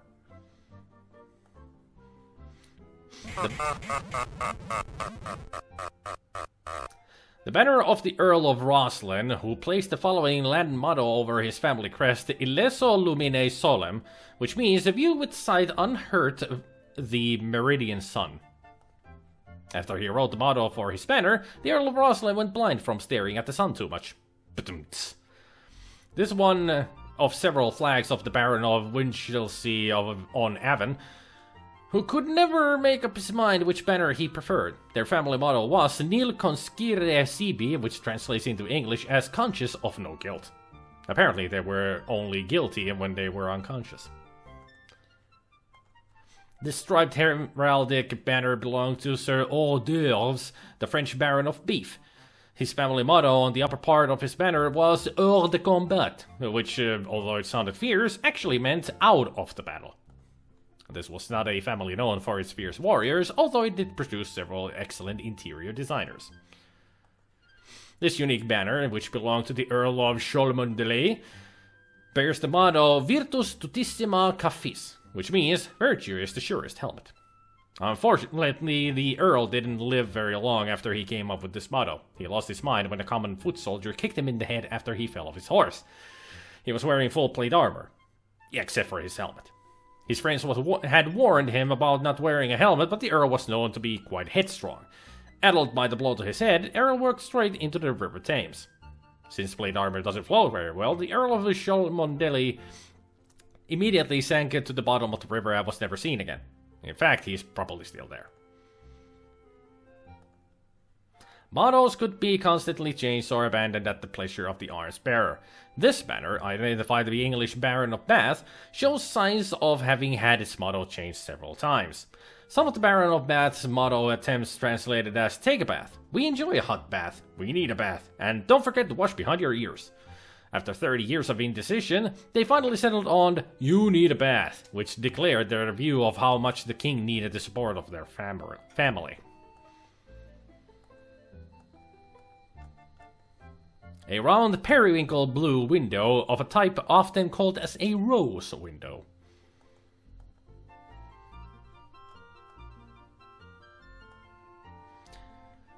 Maximilian armor, Germany, circa 1514, made for a man about 6 feet 4 inches tall with a chest measurement of 54 inches. Knights came in all sizes, and some suits of armor were for knights 7 feet tall. The armor of Alessandro Farnese, Duke of Parma, circa 1570. It was made by Lucio Piccinino, master armorer of the Renaissance. Elaborately decorated, this fine suit was presented to Archduke Ferdinand of the Tyrol in 1579, who kept it at Castle Ambrose. The armor of Galliot de Guillac, 1465 to 1546, distinguished member of one of the great feudal families of France, who served as a warrior under Charles VIII Charles VIII, and was master of artillery for Louis XII and Francis I. The structural features of the Guillac armor, dated 1527, indicate that it was made by an armorer who knew every trick of the art. The helmet and colleton offered complete protection for the head, and every surface is curved to deflect arrow, lance, and sword. The helmet also has vision slits, ample for sight yet narrow enough to prevent a weapon from entering. The helmet is reinforced with a overhead plate and a rondel in the nape of the neck, a weak spot in the human anatomy. Surviving examples of 14th century armor are rare. This armor is from Chalcive, circa 1400, showing a decorated fabric covering riveted to the plates. It has a fine globose brigandine with a deep skirt built of large-shaped plates. Everybody got that? Good. A painting of the Black Prince as a fierce baby by Ed Botticelli, circa 1560. The cheap wood frame is by the Leyendecker Museum, circa 1925.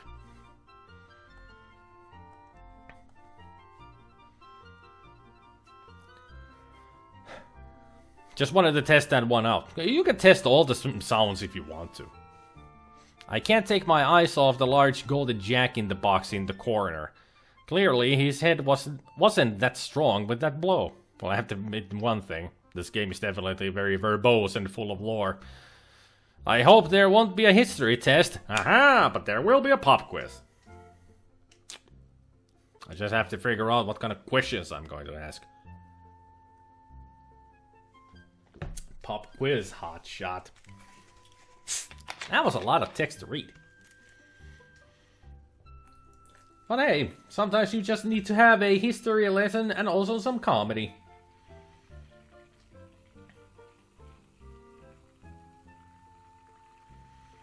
Had a nice reference to Simon and Garfunkel, and also has some comedy with the bath and the beef. So something funny happened. Can we look at this? No. A close look at the armor reveals a heraldic device of a fierce beaver rampant on a chevron above the motto, Forward. A small label indicates that the Scottish dog armor belonged to Lord Balfour, 1st Earl of Fife. Well, that's important. The game warned us that the questions are far more important than the answers, after all.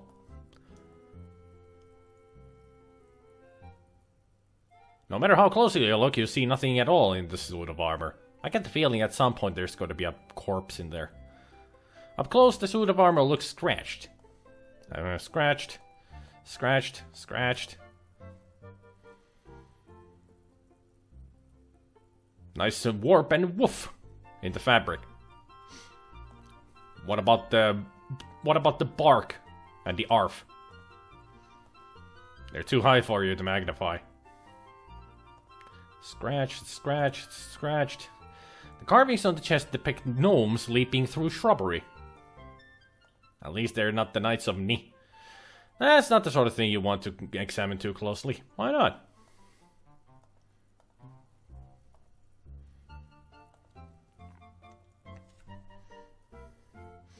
I will not buy this coat of arms, it is scratched. My hovercraft is full of eels. Yeah, that's the Chelsea one.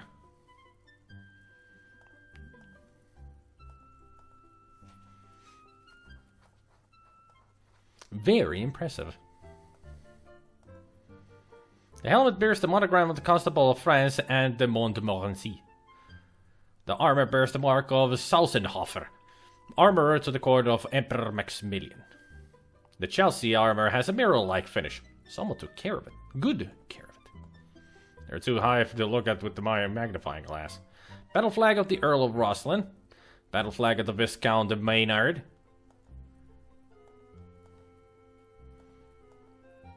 What are the battle flags of the Baron of Bath? Yes, we already read that.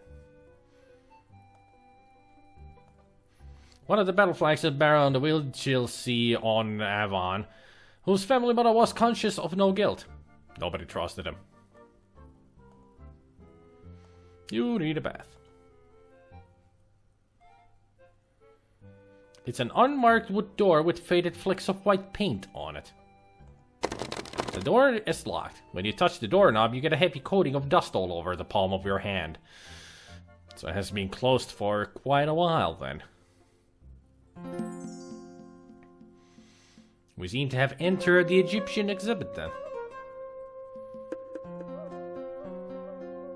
The mummified corpse of Amenhotep III, also known as Amenhotep III, or Memnon by the Greeks. He built large temples to Amon-Ra, both at Karnak and at Luxor. Karnak? Wasn't there a board game called Karnak? I think I played that before.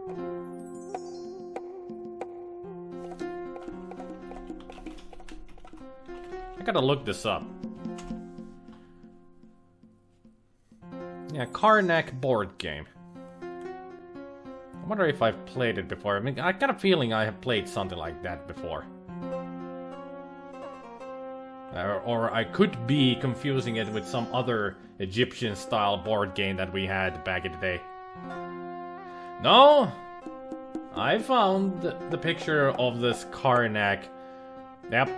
Ennustuspeli. No, not Karnov, a board game. It was some kind of a tarot cards game that would sanokaa mikä nyt vittu on ennustus englanniksi. English is a language and I don't know it. My nipples will explode with delight.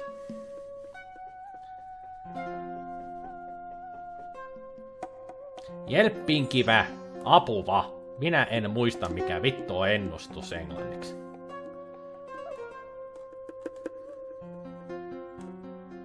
I'm not looking for the family or anything, I'm looking for a word to translate into English and nobody's helping me, you stupid Finnish people, come on. Täällä on moni suomalaisia, kukaan ei auta mua. Herkele. Prophecy. Yeah, no. Not really prophecy, but you know, telling your future kind of a game. It was like you were playing with tarot cards, but it was a board game. Fortune. Yeah, fortune-telling game. That's it. That's what I was looking for. You know, English, it's a language. It's not my first language, and sometimes I just forget words. Like Ouija? No. Ouija board is where you contact with the spirits. It's not a fortune-telling or anything. You just contact spirits with it. I'm trying to look for a better picture of that.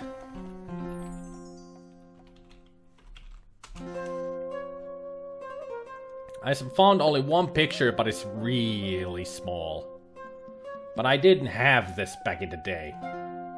This game. It wasn't really a game even, just a fortune-telling game based on cards and a pendulum. I remember it was just a kind of a glass or crystallized pyramid on a string that you had. There was a pyramid on the board game itself, and you just had to hold it above the pyramid, and then you had to see where it would swing, and you would choose from there on the card what it said, and that would be your fortune. And there were many parts to the cards and the fortune. It was kind of complicated, but it was also very stupid, and we kept just playing it because it was stupid.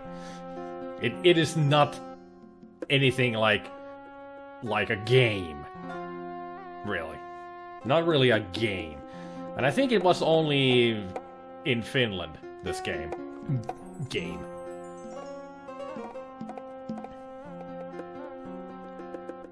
Let's see if I can find a good image of it.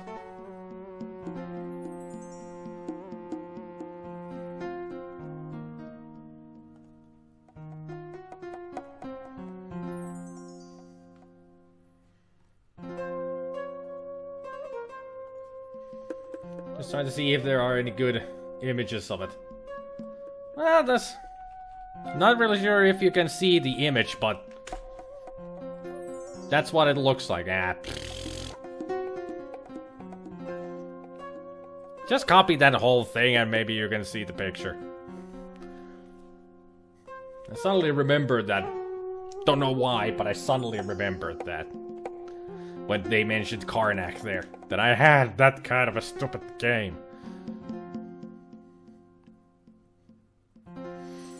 Ouija board was marketed to kids as a toy. Even though I don't believe in evil spirits, I still think this game is a bad idea as it could potentially cause psychological trauma. Yep, it can.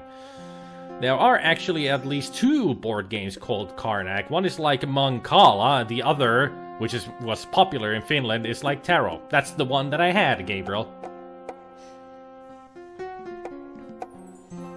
That's the one I'm talking about. In the 5th year of his reign, Amenophis marched into Nubia to quell a mighty rebellion. He also ruled over Mesopotamians, since his kingdom was quite large.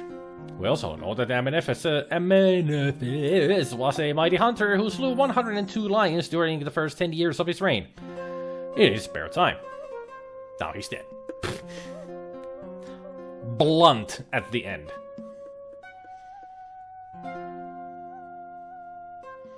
A sepulchral stele found in a tomb of the 6th dynasty. It tells the story of Una, born during the reign of King Teta, who served under Teta's successor, Pepi. Una died during the reign of King Amon-Ra, full of days and honor. Okay. Amenhotep III was born in 1390 BC, Wikipedia tells me, far away from Finland. He had a long reach, it seems. Indeed, my mom has claimed several times that every use of the Ouija board she did, someone died in her family, so it's banned in our house. Creepy.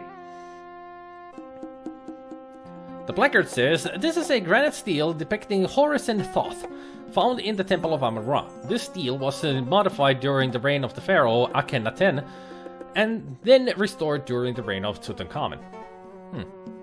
Fascinating.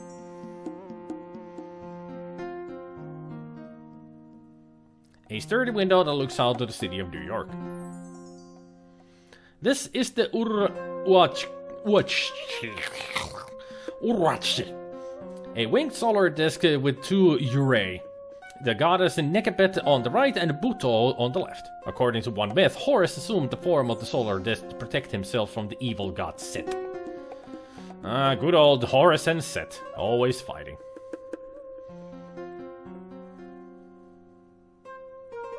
This is a granite stele depicting Horus and Thoth, found in the Temple of Amon-Ra. This stele was modified. That's the same thing said on the plaque over there. This pyramid is a model of the Great Pyramid of Cheops, Khufu, as it appears today. Originally, the entire surface of the pyramid was covered with smooth, polished limestone. This covering has worn away over time to reveal the stepped surface we see now. The base of the Great Pyramid covers 13 acres and was built with over 2 million stones to a height of 480 feet. Construction took 30 to 50 years. And they still wonder how the hell they did it. It looks remarkably like a glass case in the shape of a pyramid. A small card informs you that this case contained the famous Dagger of Amon-Ra, which is now missing.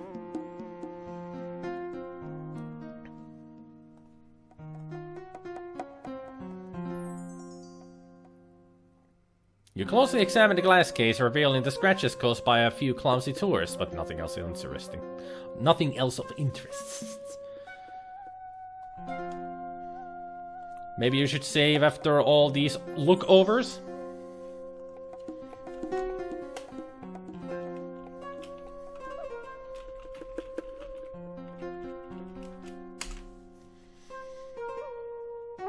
Well, are you my mummy? Now he's dead, while staring at his preserved corpse. You don't say! Dead? Oh, goodness no. Any moment now, he might get up and take a walkabout.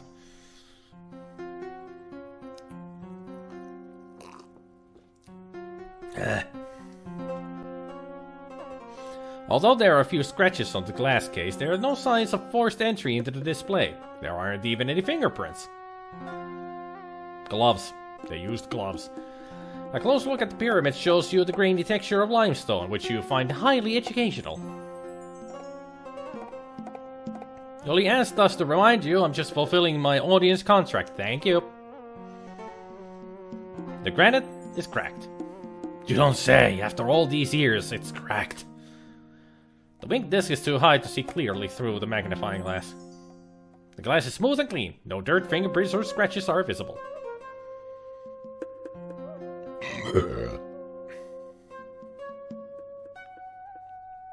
The granite is cracked. You're cracked, Laura. Stop smoking it.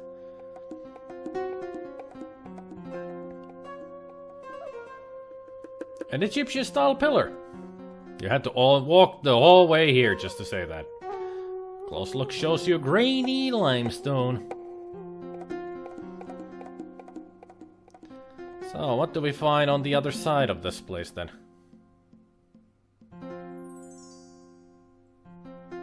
Maybe there's somebody here?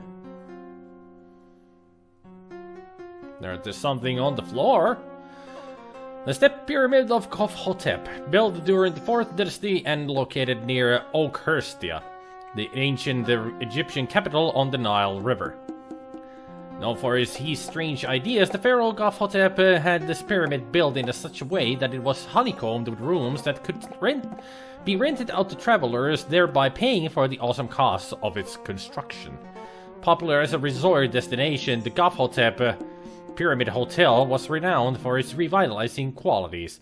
The hotel's public relations department promoted the energizing powers of the pyramid shape, emphasizing the way cosmic forces were channeled through every room in the hotel.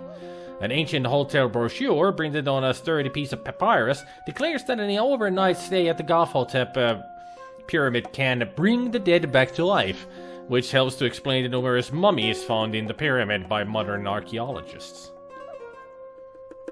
While the Khof-Hotep Pyramid Hotel was an interesting experiment, it never recouped the massive costs of its construction.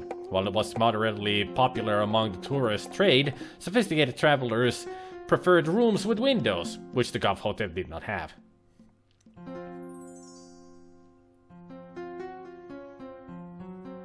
I'm sure that's a reference to something, but I can't think of what exactly.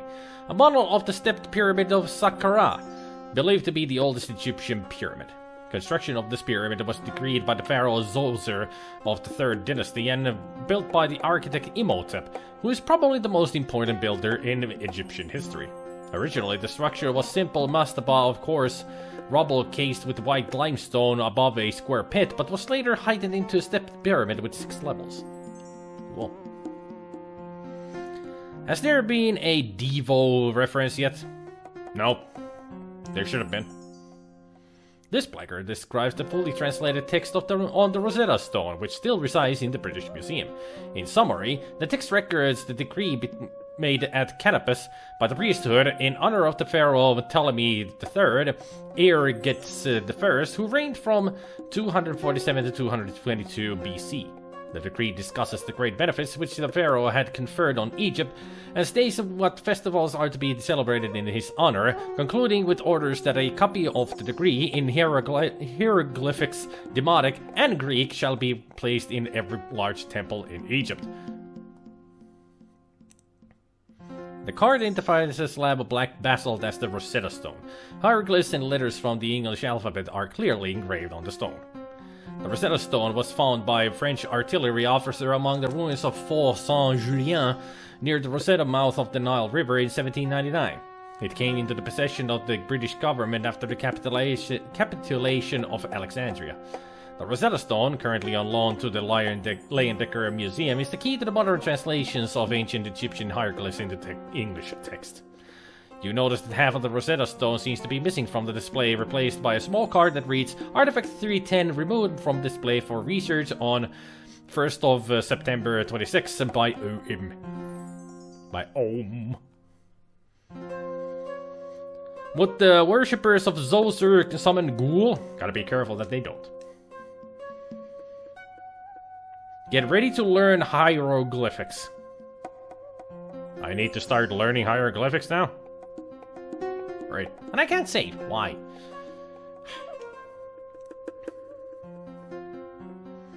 A mummy coffin built during the 19th dynasty. Inside and outside, both coffin and cover are decorated with large figures of gods, vignettes, and descriptions from the Book of the Dead, as well as emblems and decorations painted in bright colors. An outer mummy coffin, whose cartouches identify the occupant as Hatshepsut, the female pharaoh, daughter of Thothmes I. The inner coffin is located to the right of this one. An inner mummy coffin, which was contained in the exterior mummy coffin to the left. Identified from the cartouches on both coffins, the occupant was probably Hatshepsut, the female pharaoh, daughter of Thothmes I. Hatshepsut built the magnificent tomb temple of Deir el-Bahari and ruled for 20 years with her lover Senmut. At her death, Hatshepsut's successor tried to erase all memory of her by destroying her statues and obliterating her name from her various monuments. Looks aren't everything.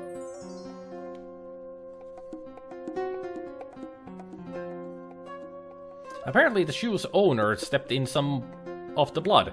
It apparently belongs to a dainty foot. What? Blood? Ironically, there's an gold Ankh medallion, the ancient Egyptian symbol of life, resting in a pool of blood.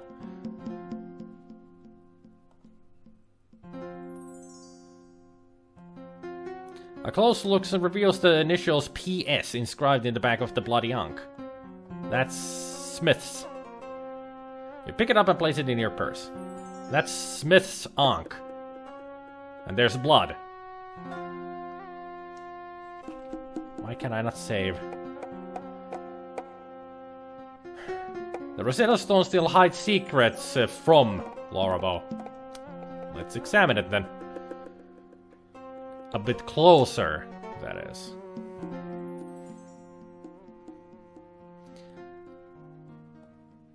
Huh.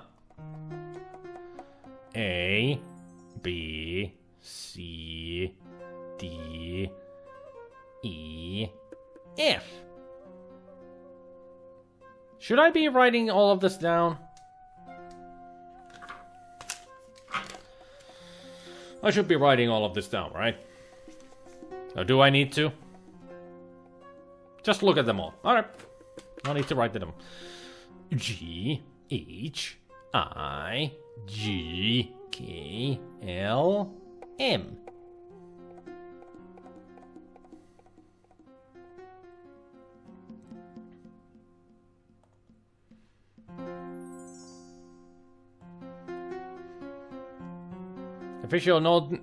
Official trip reporter's notebook with in-text tabs for people, places, and things, and miscellaneous. You forgot about that.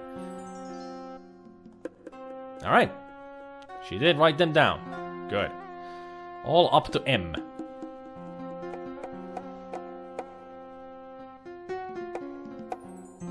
I think I know where the corpse is. There's a pool of blood on the floor.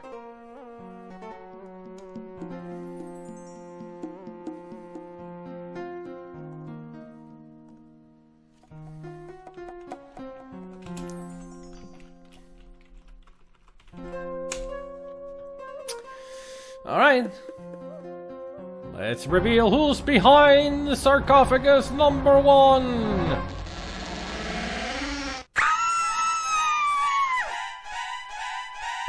Huh. Looks like he caught himself by surprise. Dr. Carter's flesh is looking rather pale, as if he's not feeling well. Perhaps it's because he's lost a lot of blood.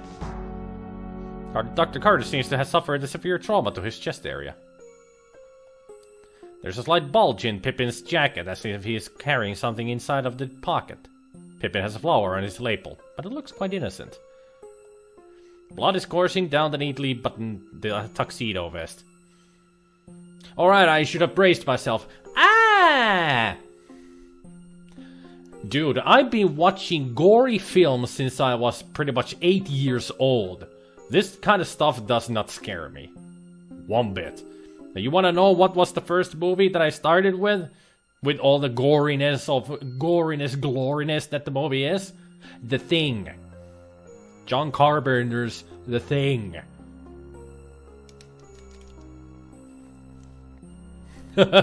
I saw Night of the Living Dead for the first time about 10 years ago.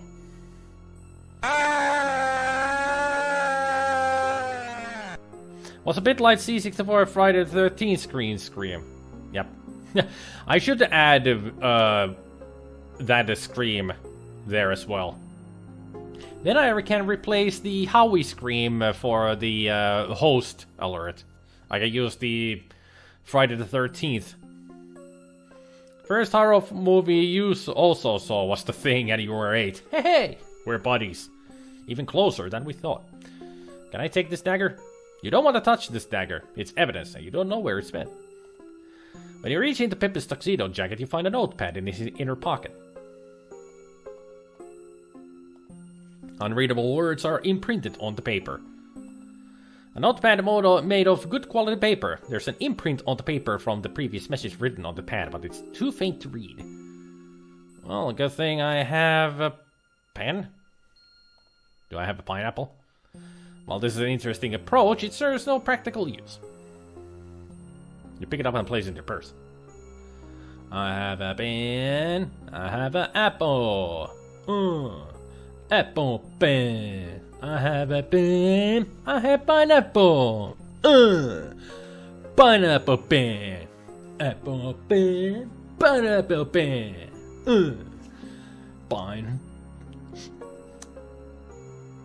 Pen, apple, pineapple, pen. I think that's how it goes. You hate that song. I love it, because it's so goofy. A close look at the dagger reveals the words "Made in Pittsburgh" stamped on the part of the blade that is not buried in Pippin Carter's chest. To your naked eye, the rough surface of the dagger handle doesn't appear to hold any fingerprints, but that's something for the coroner to examine in detail. So, that's one of the replicas, huh? There are no signs of scratches or bruises on his flesh. This could mean that the murderer, assuming this wasn't a suicide, knew Dr. Carter well enough to get close and stab him without arousing any suspicion. Or it could just mean that Dr. Carter wasn't completely taken by surprise when someone assaulted him from the shadows. Or if it was a suicide, he totally caught himself by surprise. Upon close inspection, you see nothing new. The jacket is free of blood, but there is a bluish stain on one label. A close look and sniff at the stain makes you think that it's grape juice. The flower is fake. It has no detectable smell. A tube runs from the back of the flower behind the label down to a squeeze bulb inside the vest. When you squeeze the bulb, a weak stream of water squirts you in the eye.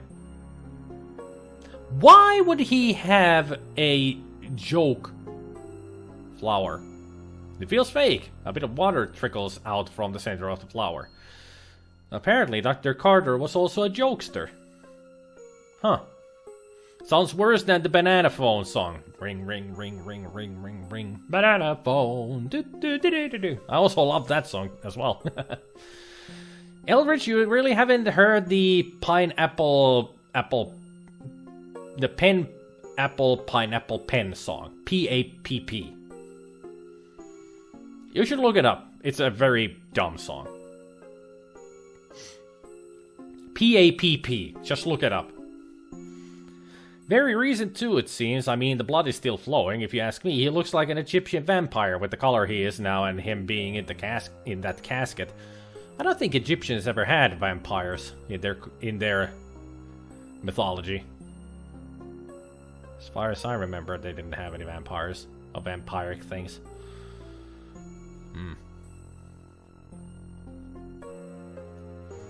Pippin's pants are neatly pressed, but there are streaks of blood and a damp stain. From the smell of the damp stain, it appears that Dr. Carter was quite surprised by the stabbing. Usually what happens when you die. Bowel movement, you know, emptying everything. That's why battlefields are usually described as smelling of blood and shit. Sorry for anybody who is eating right now. Getting so graphic. But the game is graphic, and the descriptions can be graphic, you know. Oh, it's O'Reilly. And 15 past 8. Thanks for the education. You're welcome. I have to eat soon. You're welcome. You scream like a banshee, lass. Did you kill the man then?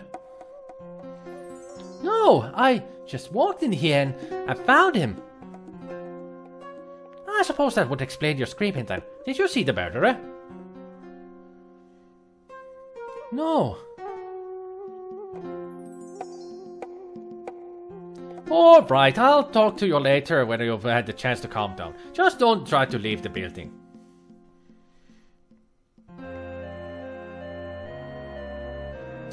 Poor Dr. Carter. In the next episode of Columbo, or in Act 3,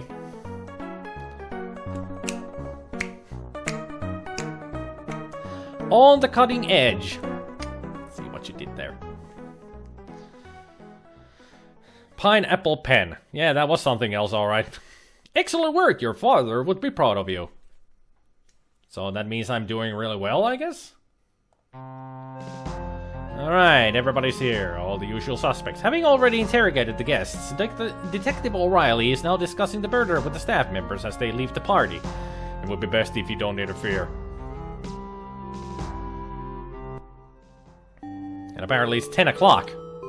That took almost 2 hours? Jeez. And these are not staff members. That's Carrington, and that's the Countess, and that's Yvette. Staff members, my ass.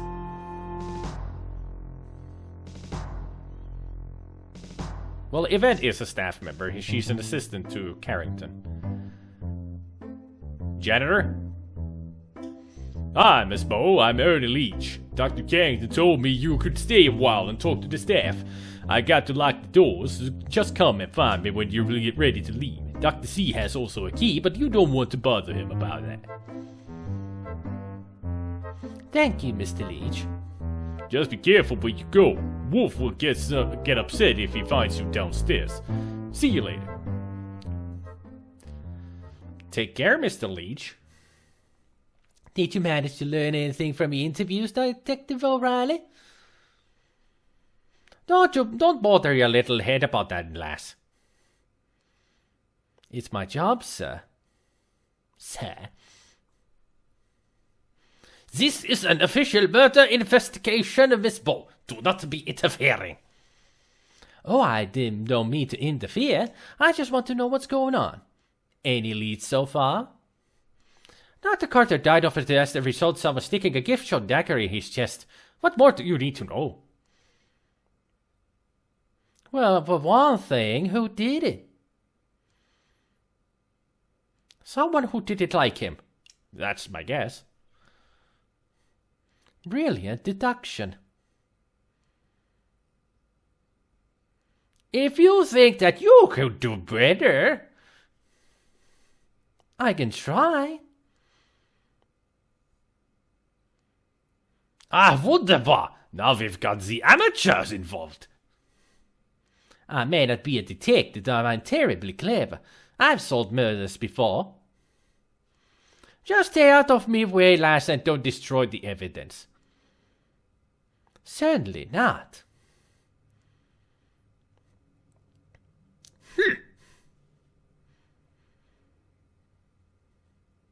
Ja, 5.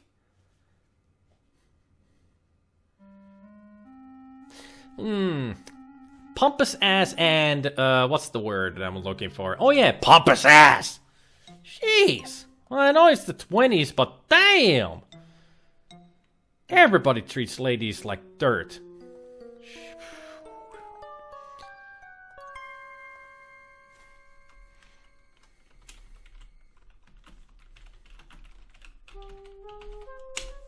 There, Act 3, more asses. So, shall we start with the gift shop then? I think that's a good place to start. The door's locked. Shit. The real dagger is in there! I know it, but apparently Laura didn't, realize it.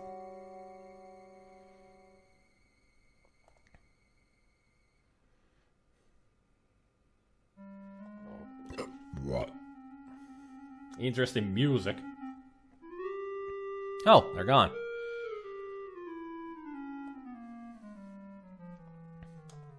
The buffet table is heaped with food, champagne, and water.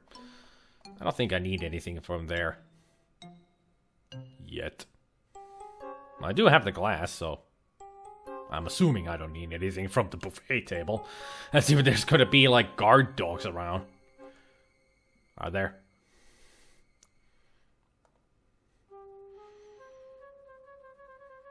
At least I didn't use the real deal of the murder. Small bonus? Yeah, I'd say a small bonus. I mean, this is a fiction. The whole story is just fiction. But I do remember seeing that picture of Carter's corpse in the magazine that I read about this game. Back in the day.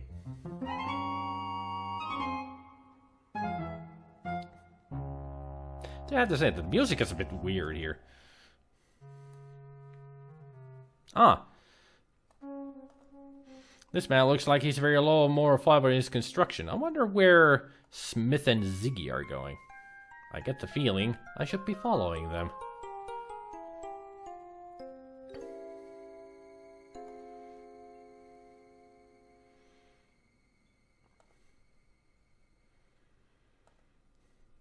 Hello there, detective.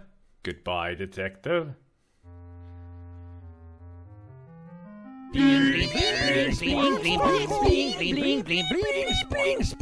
Filling the tip jar. Partaster.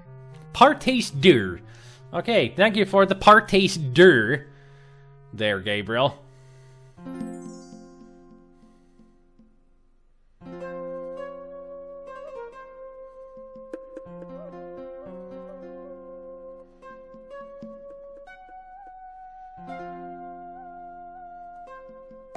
Heard any good rumors lately? Maybe, or maybe not. What's it worth to you? Well, I don't have any money right now. Then I get no rumors to you, toots. Alright, whatever you say, Dude. take care, chap. I'll see you later, man. I wonder, where did Smith go? Where... Did I ruin it? Did I screw it up? Did I miss something?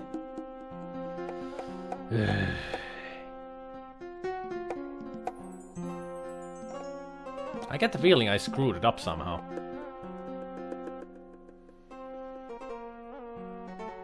Or... Well, Eldritch can tell me if I did something wrong. Definitely you should follow them as much as subtly as you listen to them. No, nothing wrong. Good. Well, let's just walk around and see where we get to. Oh, Countess. So it's just people walking around. That's all it is. I don't have the time for idle chat, lass. Well, do you have time to ask about answer questions? Someone got tired of the man's big ego would be my guess. Any idea who might have killed him? Anyone who ever met him. Did you talk to the man? He was so full of himself there wasn't space for anyone else to be in the room with him. How do you think he died? You discovered the body, you silly girl. He died because someone stuck a dagger in his chest, which tends to do that to a man. What happened to his body after you examined it? The coroner was at the party. Maybe you met him. When he left, he took Dr. Carter's body with him, ego and all. I didn't meet any coroners. There's an odd one. The man comes over from Egypt to get his precious dagger back. Then someone steals it. Quite a coincidence if you ask me. And he doesn't have much of an alibi. Everybody would be pointing at him right now because he wanted the dagger back so badly, but I doubt he's the killer. Maybe Leech was the coroner? Oh, he's an okay fella, I suppose. I haven't spent much time with the man. No, I think Leech is the either curator, well, not really the curator, but I think he's the janitor of the museum. He had that kind of a feeling to him, that he's the janitor. Oh, okay. This is an interesting part. A fine painting of a mighty Brontosaurus, the Thunder Lizard. This huge creature with its tiny brain is currently the subject of a controversy. Dr. Errol Douglas from the Carnegie Museum of Natural History believes that the current Brontosaurus displays have the wrong heads mounted on their skeletons. However, Dr. Othniel Marsh, who originally discovered the Brontosaurus, believes that the heads on the current displays are correct. Only time, and more fossil evidence, will conclusively prove which of these esteemed gentlemen is correct. The latter, they did have small heads. I mean, if they had a huge head, it would have been supported by that long neck either. A sign on this dinosaur bone display says, "Please touch." Either these bones feel lonely, or the museum wants you to learn more about the bones by coming into close personal contact with them. This thigh bone from a young Tyrannosaurus Rex who no longer has any need for it. The bone is fossilized and dusty.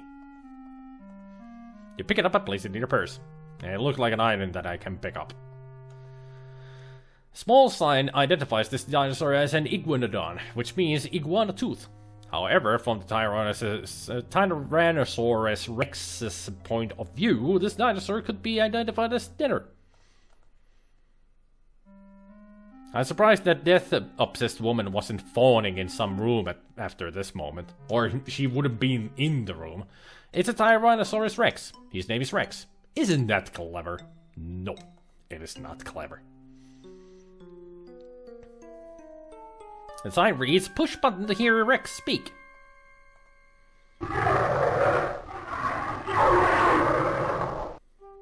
Welcome to the Leyendecker Museum Dinosaur Display. My name is Rex, and I'd like to tell you about myself. I'm a type of dinosaur known as Tyrannosaurus Rex, which means the king of the tyrant lizards. Although I was not the largest type of dinosaur, I was the largest predator ever to walk the earth. Some of my friends were 40 feet long and weighed 8 tons with teeth that were 6 inches long. Your modern elephants don't weigh more than 6 tons. I lived between 250 and 65 million years ago, during a period known as the Age of Dinosaurs, also called the Mesozoic era. The first complete skeleton of a Tyrannosaurus rex was found just 24 years ago in Montana in 1902. Although there were many meat-eating dinosaurs, I was considered the best killing machine who ever lived. Speaking of which, I'm feeling a bit hungry. Would you like to volunteer to be my next meal? Yes. Why not?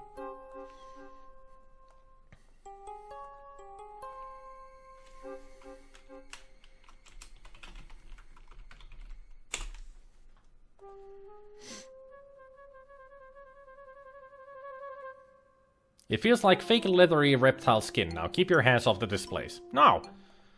It looks like an admirable reconstruction of fake leathery reptile skin. An iguanodon, up close and personal. It's an oil painting. This dinosaur feels like a sauropod. You're not sure how you know that. Perhaps your father told you what sauropods felt like when you were a child. Can't go that way, cannot go that way, cannot go this way. Alright, let's go back. You can use the bone in another room for an Easter egg, by the way. Ew. I'm guessing... Actually, I'll just go try it out. I have a guess of where I could use it.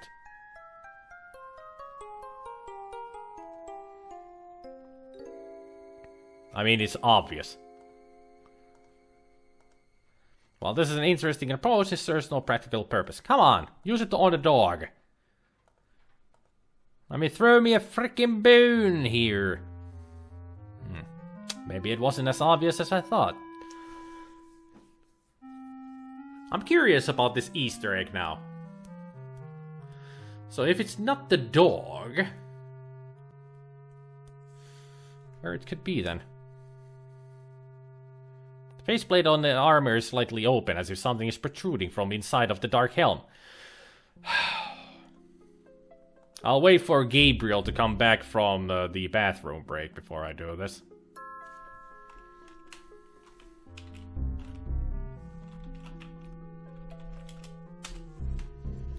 Because it certainly feels like there's somebody in the suit.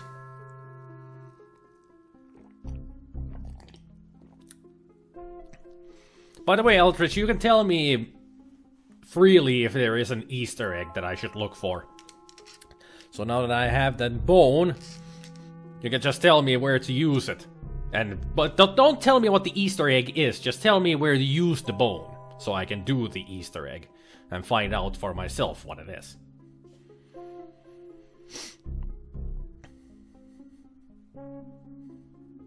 Because otherwise we're gonna be here all day, me trying the bone on everything. To see. The room with the mummy, if memory serves me correct. Okay, I'll go there then. Shall go there after this. I'm waiting for Gabriel to come back. I don't want Gabriel to miss this. How's it going, Yoshi?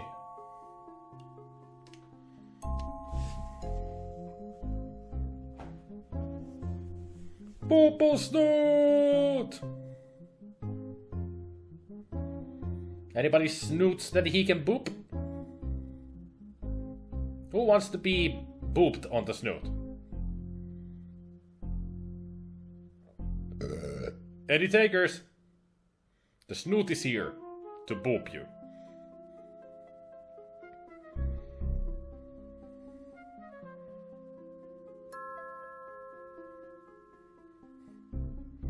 I don't see Goblin anywhere. Maybe Goblin has gone for dinner.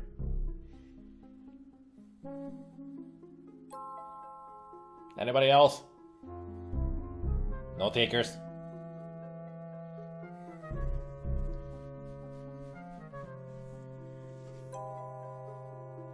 There's the snoot. Now boop it.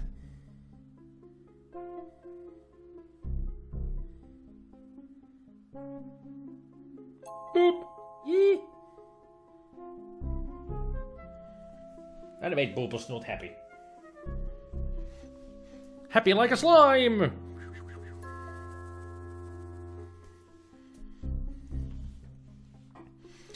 Okay, since Gabriel is back, let's see what we have inside the armor.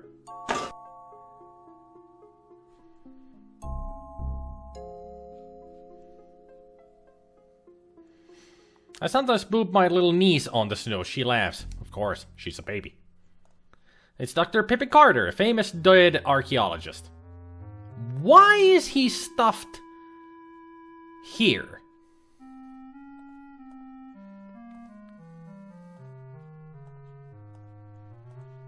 Dr. Carter's body has been indelicately cramped into the suit of armor. His filmy eyes gaze in mute shock. His head is bent at an unlikely angle, and the skin is puckered where the helmet's edges bite into the expanding flesh.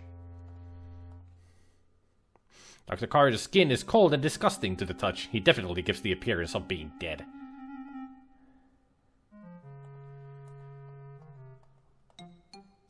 I am going to talk to Detective. Yeah, that is really creepy, yeah. Why? I don't have time for your idle chat, lass. Could you tell me why did you cram that body into the freaking... Ugh! And you told us that the coroner took the body. Why would the coroner... Why? Just why? Ugh. So here I need to use the bone for an Easter egg. So use the bone on the mummy. Pyramid. That. Horse. That. Window. There. No. Maybe it's the next room? With the sarcophagi. Gonna grab soy munch. Okay. Enjoy your soul munch. But you're gonna miss on an Easter egg here if you're not. You could stay one more minute, Goblin. Otherwise, you're gonna miss this Easter egg, maybe.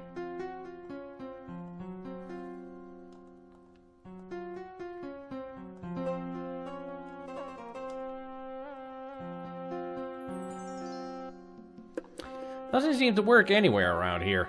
Are you sure about this Easter egg? Should have been the dagger case. Maybe wrong item. Try just poking it. Alright, let's just try poking it.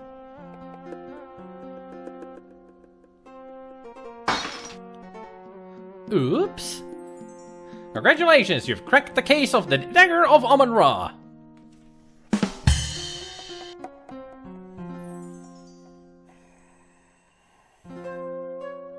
You can go and grab your soy munch now. Not sure if that was worth it. It was a pun. Because we cracked the case of Dagger of Amon-Ra. Get it?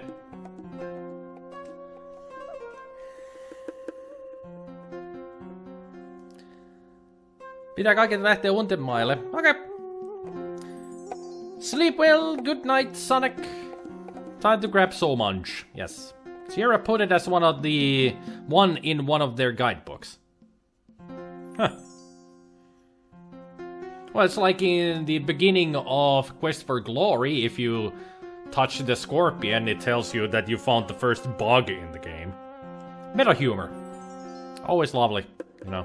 Suddenly I feel my puns just got raised a level by comparison. Yeah. Ugh. I mean, seriously.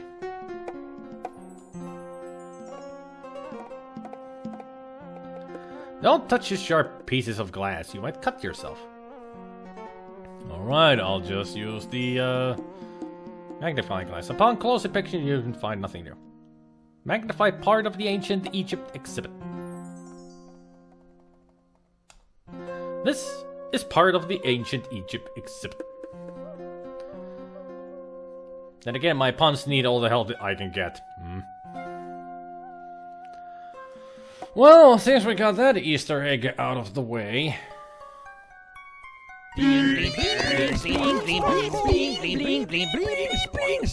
Terrible puns. Uh-huh. But I don't know which one's worse. Mercenary or the game. My money's still on Mercenary. His puns are worse. Oh, I can go this way. Huh. Is that a challenge? No, it's just that I'm saying that. This is the Life Mass exhibit. Why is there an ice rink here? Somebody gonna play some ice hockey? You haven't seen this many dead-looking, expressionless faces since your accounting class at the university. It's the head of Cro-Magnon Man. My, how people have changed. This is the Life Mask exhibit. It's the head of Australopithecus Man. Poor little fellow, the plaque says there were animal tooth marks on his skull. Eee. It's the head of Neanderthal Man. He looks so brutish. It's because of the big forehead. The head is from Mongolia. You've heard that the Mongols would have taken over the world if their ponies' legs hadn't been so short.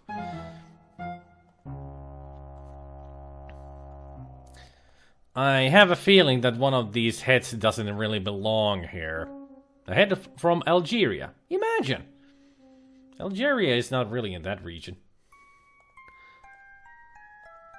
This person lived off the Ivory Coast. How exciting!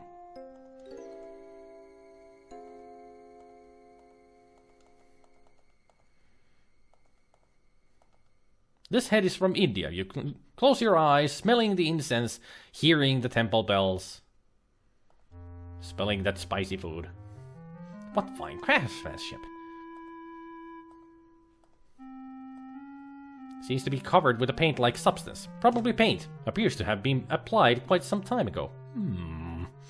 Upon close inspection. Looks aren't everything.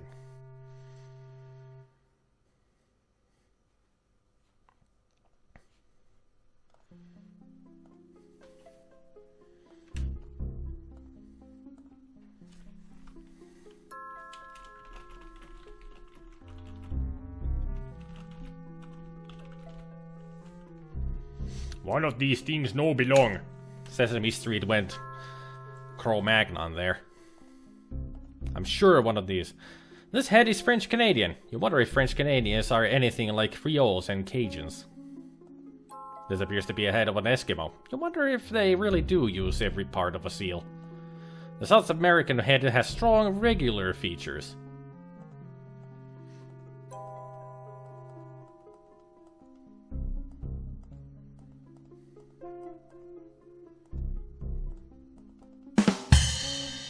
I would have gone with Max Headroom myself. Ah!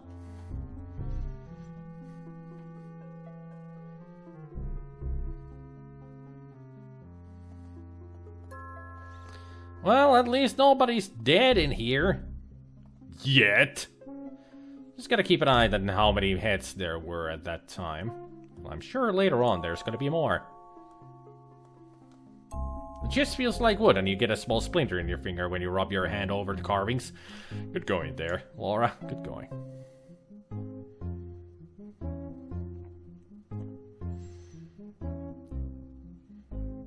Well, Eldridge, if you also remember that there's an Easter egg concerning the bone, maybe you can look it up and see if you're correct about that.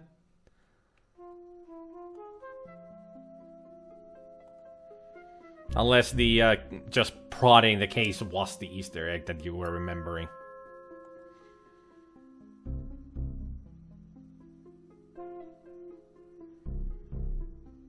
Ah, Dr. Carrington. Given the age of that box, she better get a medical shot. Fast. 15 past 10. Alright. Art is work by Fra Bobetto Glassoni, painted in 1492, commissioned by Queen Isabella to keep him busy finding a new way to paint instead of discovering the new world, so that Christopher Columbus could do it instead. It's one of the seeming billions of ballerina sculptures that were made by Degas, who was something of a ballerina fancier. Don't talk to us about Degas, please. We've had enough of Degas and his ballerina paintings. Just prodding, it was a... okay. A fine example of neo-quasi-Italian Renaissance sculpture by Alberto Ravioli. Sculpted in 1525, the humanoid statue is called, appropriately enough, Ruminations on Death and Dismemberment. I think I know that one. Two Brothers Drinking in a Tavern by Rick Morgan, Dutch Master, 1444. One of the many paintings in Michelangelo's Battle of the Nudes series. Battle of the Nudes, Battle of the Nudes, Battle of the Nudes, Battle of the Nudes, nudes, nudes, nudes, nudes, nudes. Nudes, nudes, nudes, nudes, nudes, nudes. Cart Before the Horse by Zuzetto Livingudoni, 1481. Typical light-hearted painting by anonymous Bosch, called A Heartwarming Story depicting dead humans being tormented by skeletons and demons in hell. With something sparkling in it, Portrait of a Young Man by Marcello Fleming, Italian master 1550. Musings on Cyberspace by John Wentworth, the Flemish master, painted in 1533. Trouble on Two Legs by Dennis Lewis, date unknown. Painting discovered in an attic near Bordeaux, France, hidden behind a case of chocolate. Good evening, Dr. Carrington. Good evening, Miss Bow. Good evening. Let's see what he has to say about Pippin. Dr. Carter's demise was truly A loss to us all, despite his pushy, overinflated headline-grabbing ego. At least he completed his work on the ancient Egypt exhibit before he passed on. Dedicated chap, I'll say that for him. Any idea who might have wanted him killed? Or wanted to kill him? The man had many enemies crawling out of the woodwork, Miss Bow. Practically everyone's a suspect, if you ask me. Even you. Everyone? Including you? Well, perhaps I should say everyone except myself, since I was at the fundraising event when Dr. Carter was taken from us. Terrible thing, really. Fundraising event, huh? Can you tell me about this Dr. Tut Smith? What a tiresome fellow. I take quite a narrow view of fanaticism. As everyone should. There's nothing worse than a fanatic. There's a fellow who gets the job done. You can't help but admire his industriousness. A what? A what? You go get good. I'm gonna turn him into a northerner. Like from Glasgow or Liverpool. Oh yeah, I haven't checked out the notepad. I should check those. Talk to Dr. Miklos about that if you want to know more. She translates hieroglyphs as a hobby. Good to know. Now let's go check these notepads and everything. Notepad made of good quality.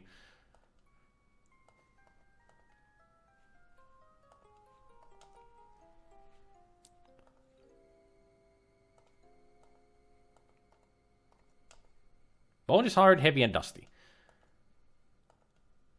Alright, there one will look at victims of. While this is an interesting approach, it serves no practical purpose other than your temporary amusement. A gold Egyptian Ankh medallion with a bit of blood on it. A magnifying glass slightly scratched, but is still in good condition. A crystal water receptacle, also known as a glass. A glass.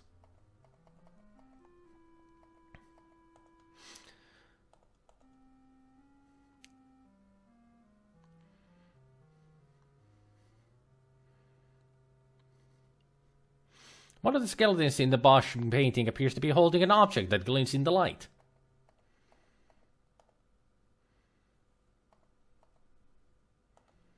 An authentic recreation, at least in Bosch's mind, of happy-go-lucky skeletons tormenting a dead king named Graham.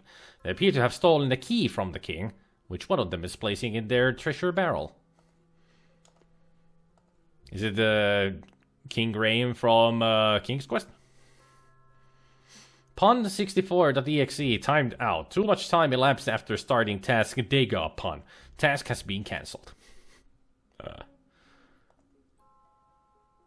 Anonymous Bosch was one known for the realistic look of his paintings, and this is a fine example. Here, a skeleton is holding a skeleton key over a barrel, which appears almost three-dimensional as it shines in the light. Well, usually it shouldn't shine on a painting like that. Inspecting the painting carefully, you note the blood quality of the red pigment and recall that Bosch was known for the use of human blood in his paintings. Ugh. It's an actual skeleton key glued to the painting as if it's being held by one of the skeletons. That Bosch was a stickler for realism.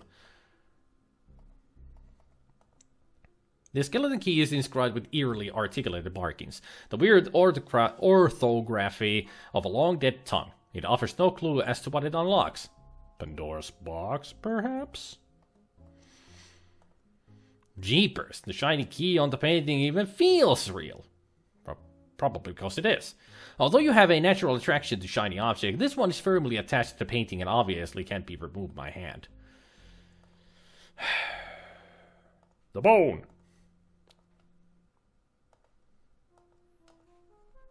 I guess I need to find some kind of an object or something to pick that with out of there. We'll find out that later. Ah, the thinker! You feel a blush creeping over your face as you look at the perfect body of Rodin's famous thinker. What a handsome fellow. Let's see what the plaque says. Caesar Augustus. Kaiser Augustus. BC 63, AD 14. Octavian, great-nephew and adopted son of Julius Caesar. He assumed the name Augustus after his sound defeat of Mark Antony left him supreme master of the Roman world. He was the first of the true Roman emperors, not counting Julius, who didn't live long enough to enjoy the title, and established the Pax Romana throughout the empire. His wife murdered him with a poisoned fig. He was a pretty nice fellow for an emperor, and everybody missed him. You hear muffled voices coming through the door of Yvet's office.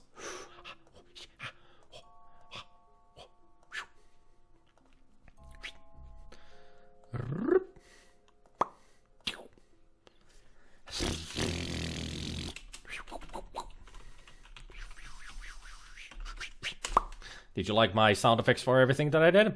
Of course you did. If you didn't...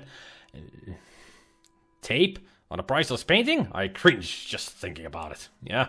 Well, not tape, glue. Even worse.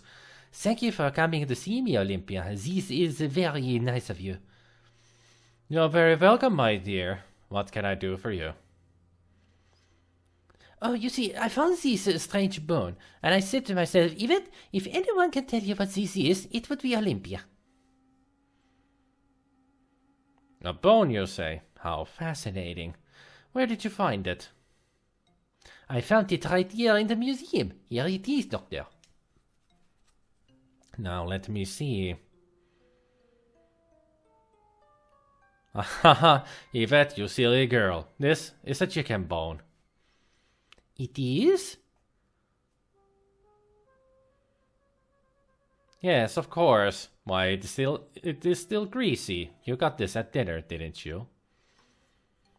Yeah. Oh, you have got me, Olympia. I was playing the little joke on you. You are a funny girl, Yvette, but I am quite fond of you. Olympia, we are the good friends, no? I have the problem I wish to talk to you about. Oh, certainly. What is it? Come closer so I can whisper it to you.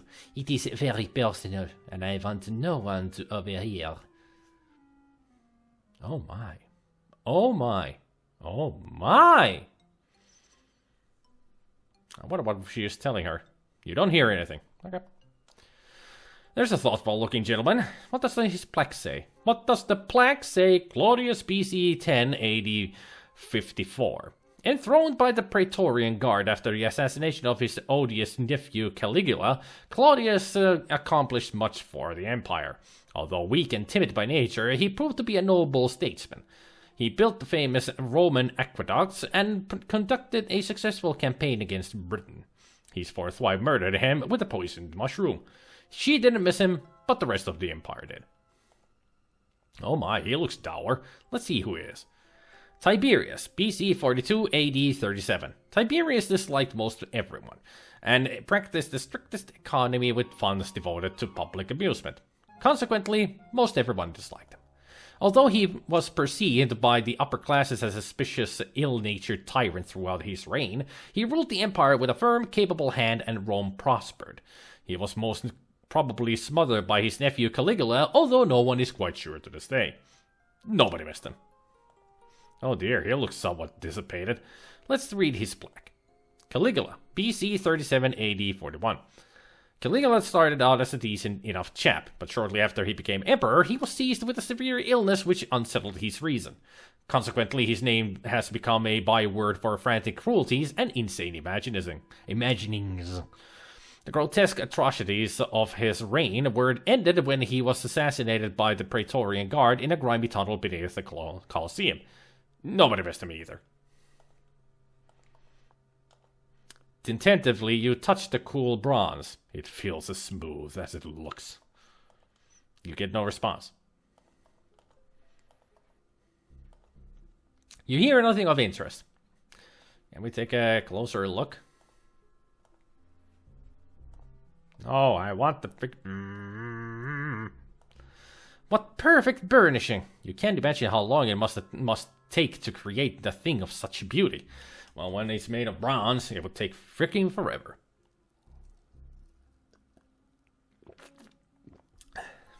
My shot's breath smells like the shot food. The shaw.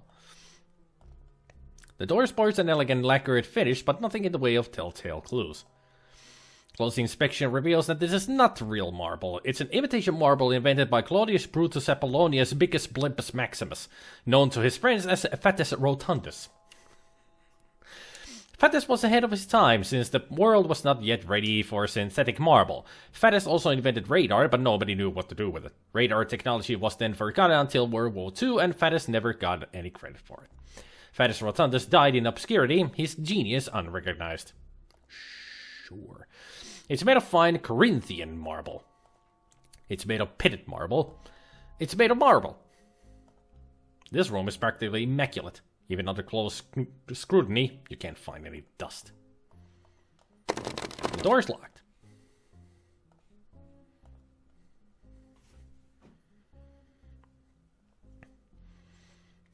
Your mother was a hamster, and your father smelled of elderberries. In short, this room is filled with marble madness. Pretty much. Heavy stone masonry. Each block must weigh hundreds of pounds. The walls in this hallway are dark and foreboding. There is a doorway on that. I can see the lines.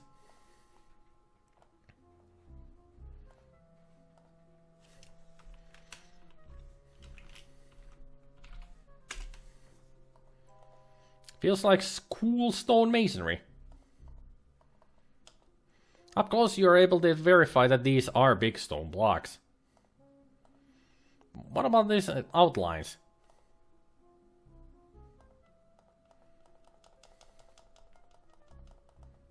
The seam in the bricks is very deep. The draft from the seam ruffles your hair as you examine the rough bricks. There is definitely a seam in the bricks. You detect a bit of airflow. Yes, you might even say a subtle draft emerging from the seam.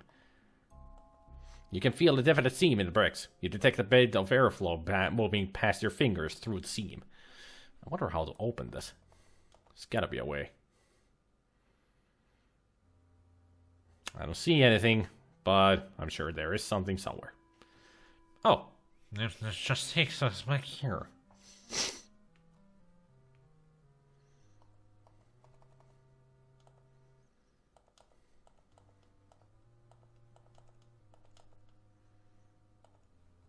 Use the bone as a lever? I don't think that would work.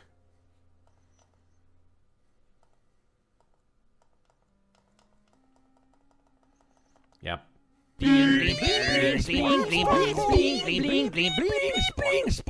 Filling the tip jar. Party trace. Party trace! Found any more corpses? Nope. Not yet. I found the Thinker and some busts of Roman emperors. Caligula, Augustus, Tiberius. And there was a conversation with Yvette and... Yvette and Olympia. The giant lizards are displaying some rather uncivilized behavior. It's just the other one eating the other. It's nature. Is that rat real? It's a rat, ready to pounce. Well, he would pounce if he wasn't stuffed. Saib Hembird, a formerly successful flax farmer from Nebraska, apparently strayed from a museum tour many years ago. His remains were later found in a rarely used storage closet. Poor guy. Since he left no unknown survivors, the museum president decided to keep him on as a permanent staff member. This office is now his permanent home. At least, even after death, he has a purpose. Cages are empty now. You can only guess at what they once held. Probably rats.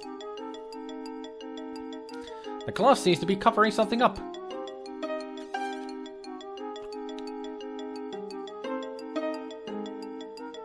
It's an intercom slave unit.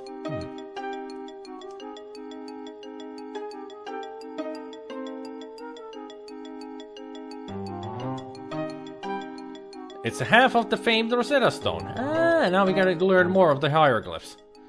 NOPQRSTUV UVWXYZ.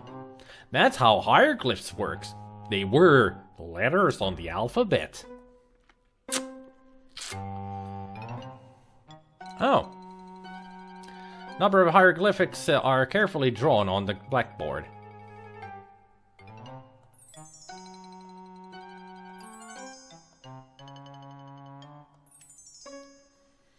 It's like the fairy tales audiobooks. Turn the page when you hear the sound. But we did find a corpse a second time. It was the same corpse. And Goblin was there to witness it.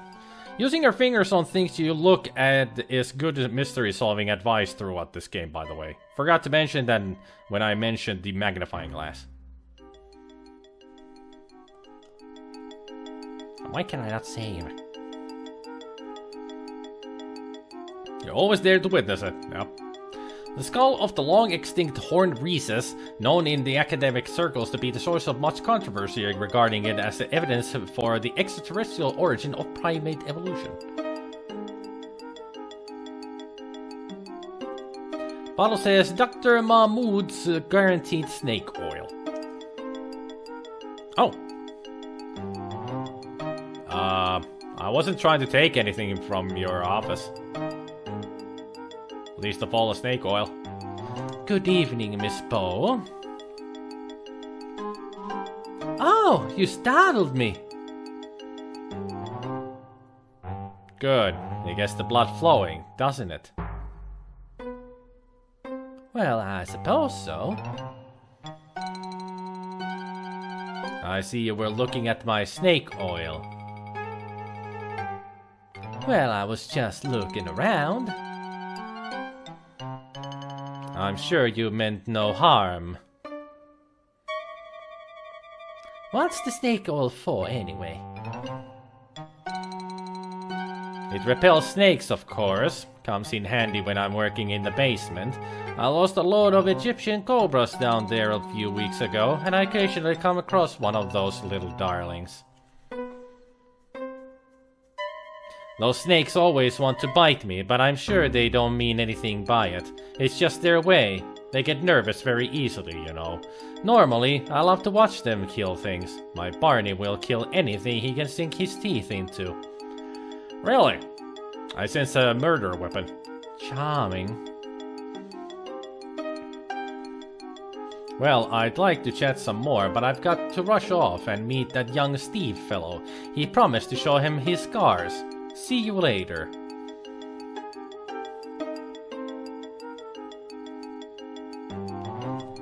Catch you later.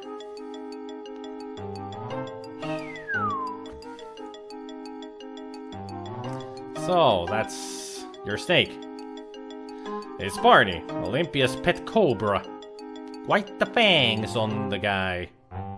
We decide that's probably not such a good idea. Let's just leave him alone. Like the Miklos has many scholarly texts. You see titles such as Common Bone Disorders of Jackals, Parker's Annotated Encyclopedia of Decay, Know Your Fractures, Mummification Techniques, Advanced Dental Identification, and Decomposition from A to Z. It says Dr. Olympia Miklos Lifetime Achievement Award from the Society to Protect Misunderstood Inquilins. Thank you, dearest Doctor, for helping people to truly appreciate inquilins. You are a true friend of the rat, mouse, pigeon, and cockroach. It's Dr. Miklos' PhD in paleontology from the University of Thessalonica, Greece. So is she the coroner? Well, she is experienced in it, so yeah. I would say that she is the coroner of the museum. is Dr. Miklos' double master's degree in paleontology and physical anthropology from the University of Thessalonica, Greece. This is the office of Dr. Olympia Miklos. It's Dr. Miklos' PhD in physical anthropology from the University of Thessalonica. Assorted skeletal limbs hang gracefully from the ceiling. It would explain her death obsession.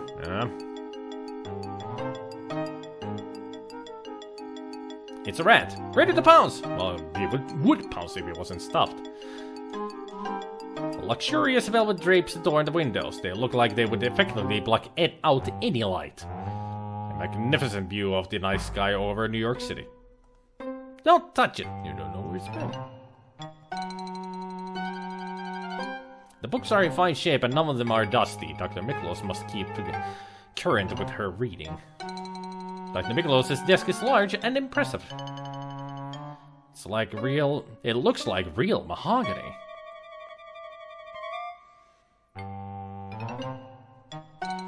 Magnified intercom slave unit. Doesn't feel. Don't touch it! You don't know where it's been.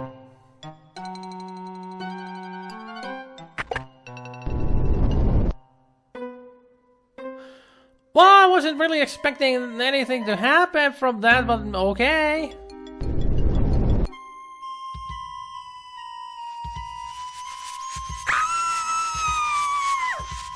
Well, finally got a death for Laura. I think that was the way to get to the basement. In the darkness of the secret passage, you're blind as a bat. What is this, Leisure Suit Larry? Yes. You have a brave but brief battle during which you endure the battering of the berserk and bellicose black bats without batting an eye. Then your body, bothered by bloody bites, becomes bereft of life. Like the alliteration there, though. Alright, restore. Bricks. Oh, great. Because I couldn't save in the freaking office. Gotta do the office thing again. Too bad you automatically go into the freaking place. I wasn't expecting that to happen. Thessaloniki is the second Greek capital. Oh. So a big city then.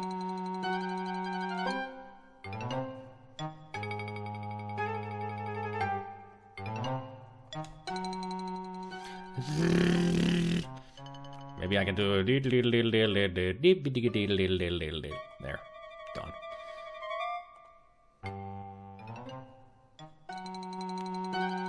So do I use my own notebook with this?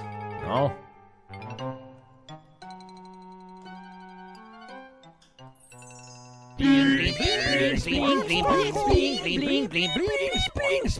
I hope this doesn't overflow.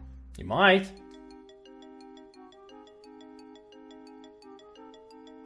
It didn't. So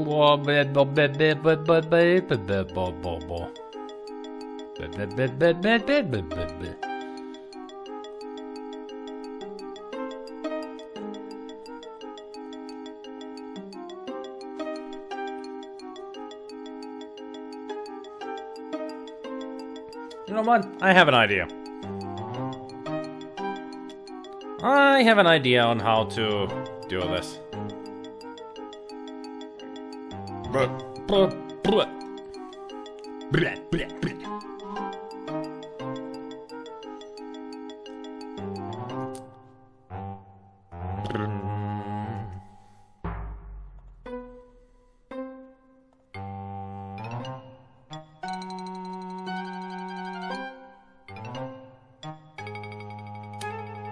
That's the second page.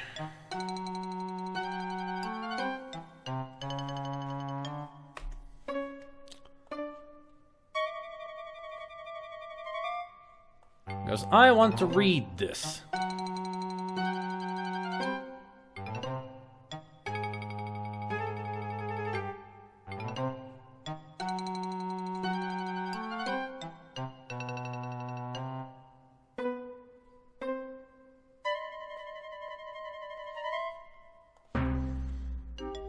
I want to read what it says in here, so I'm going to do a thing right here. Da da da dee dee dee dee dee. Might take a little while. Bear with me here, people. I am just taking screenshots.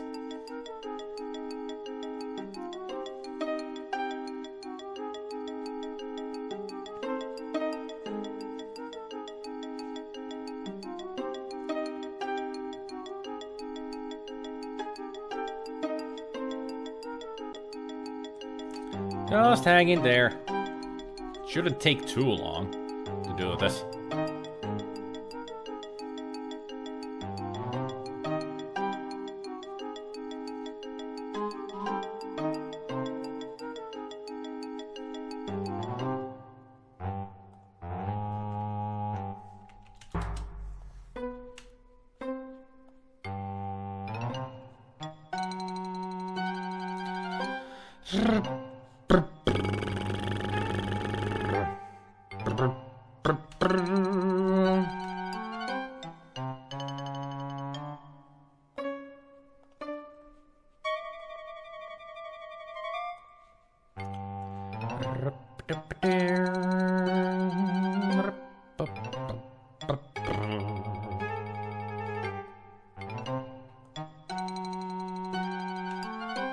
I'm almost done.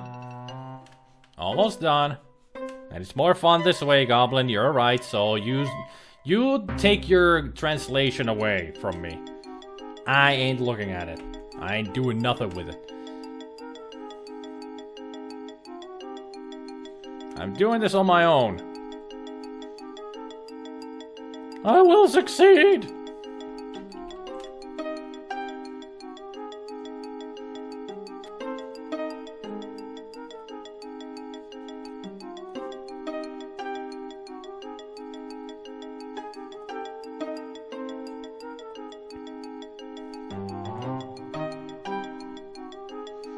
I have a little bit of organization here.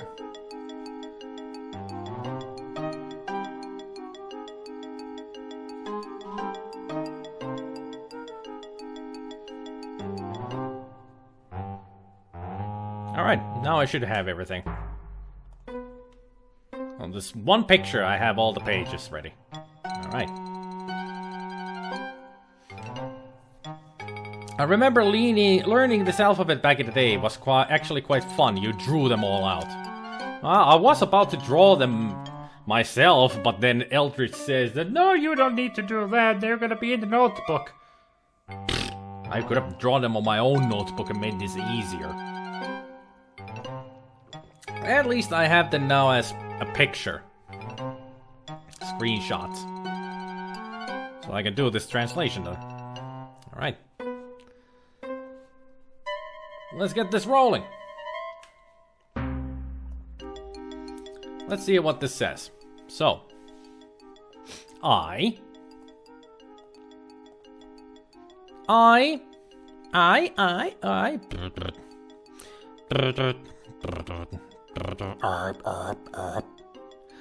pay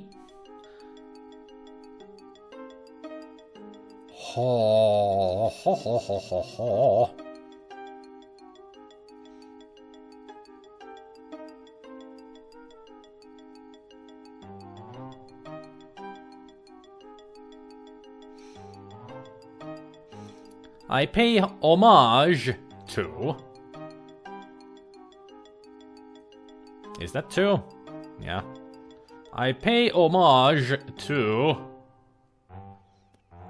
thee. I pay homage to thee. Ye. What? Ye. Lord. I pay homage to thee, ye lords of...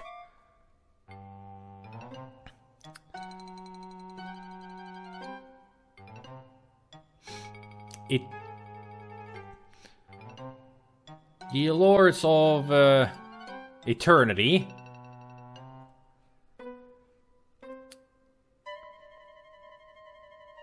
Homage to the Lord, ye lords of eternity, Ra. I think that's Ra. Yeah, that's Ra.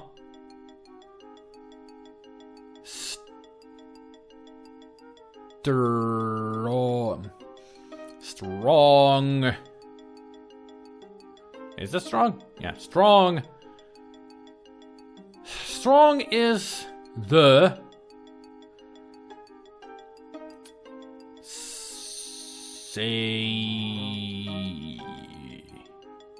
Strong is the sail. Strong is the sail.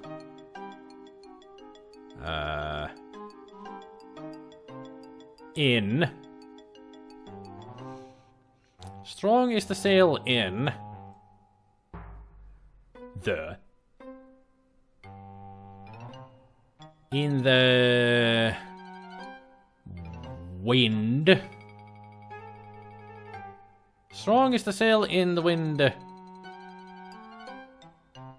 As the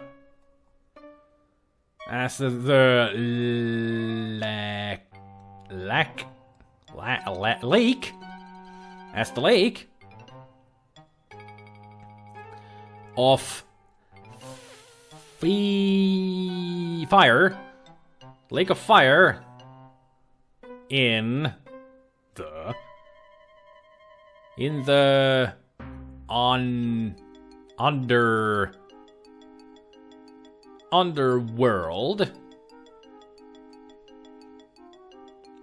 Underworld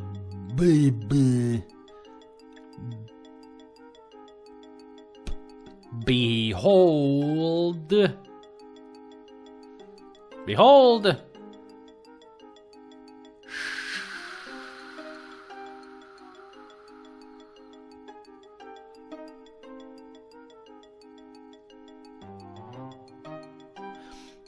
Behold, Shu, with a U.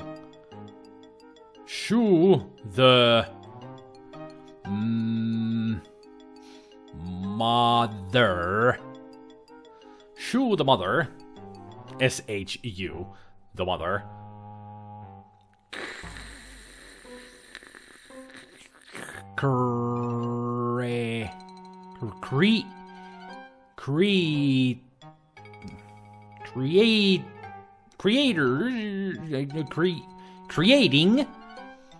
Creating the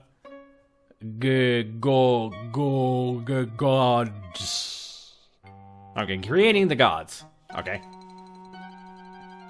Yes, forgot about the blackboard. Sorry about that. It's okay. It's okay. I know dot is a space. I know. That's obvious. Okay, shoot. Let's see what's next. You're confusing me. Stop talking to me. I'm trying to read this, man. I believe the symbols and their phonic sounds presented here are actually based on the real thing. I'm trying to read this, goblin. Stop typing. In silence.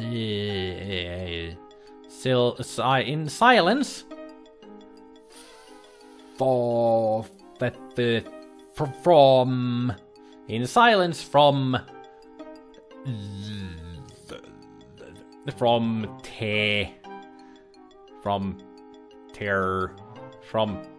her in silence from her. Whoa. In silence from her womb.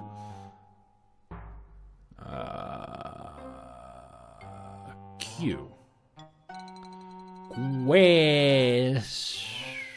No, not quish.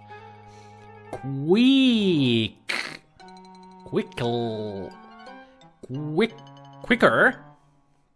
From her womb, quicker. Quicker than greyhounds.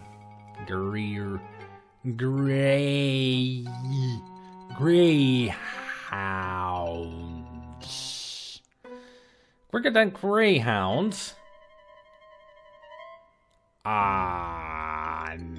And quicker than greyhounds and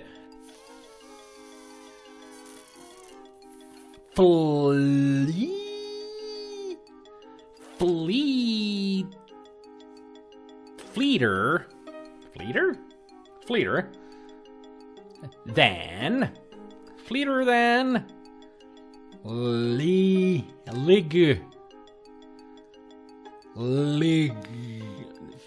light.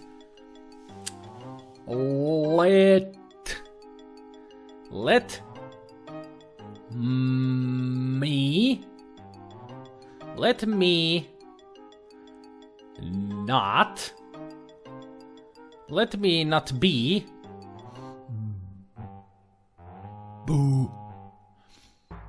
burnt.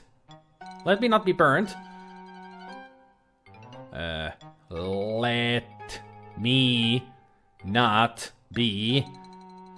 Let me not be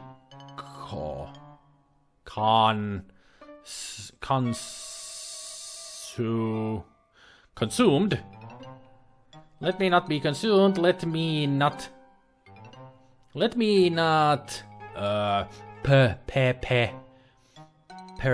perish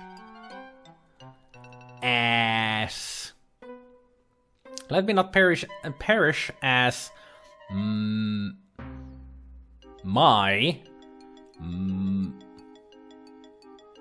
my mummy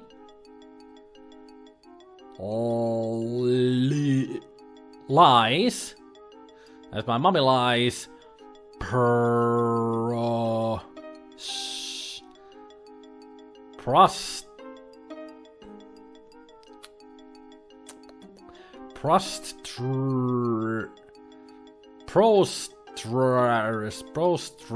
prostrate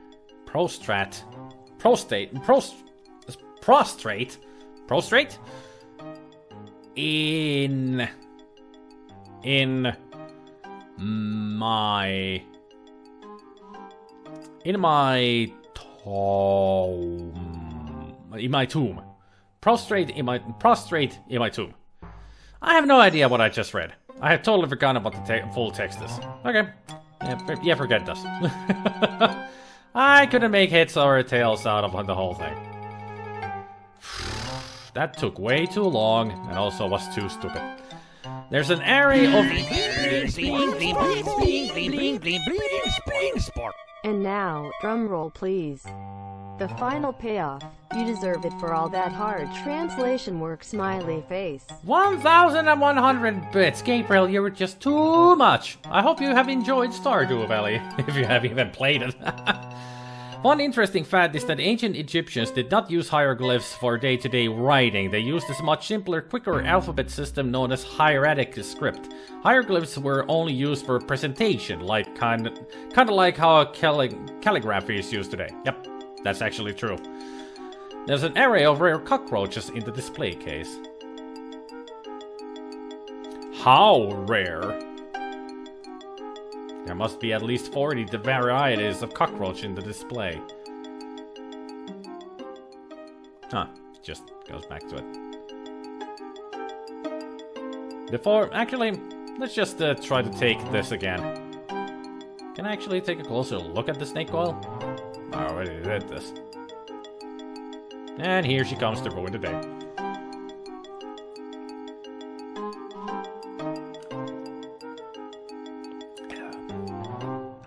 Blah, blah, blah, blah, blah, blah, blah, blah, blah, blah, blah, blah.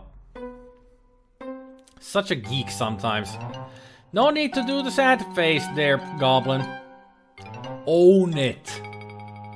Don't be sad about it. Own it. When you got it, baby, flaunt it. The skull is amazingly well preserved. Books are in fine shape.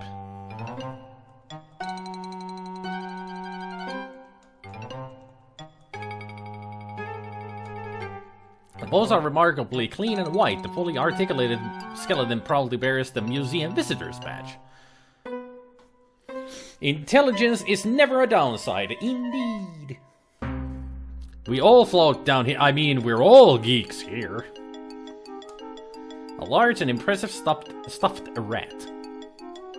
The rat has been beautifully stuffed. You can't see any seams at all. Don't touch it. Never know where it's been.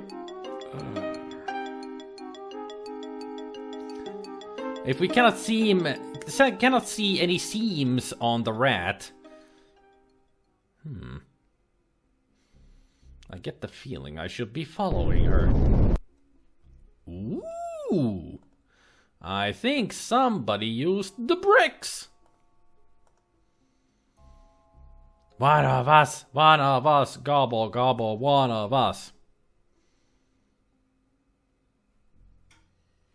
So she knows how to go through this.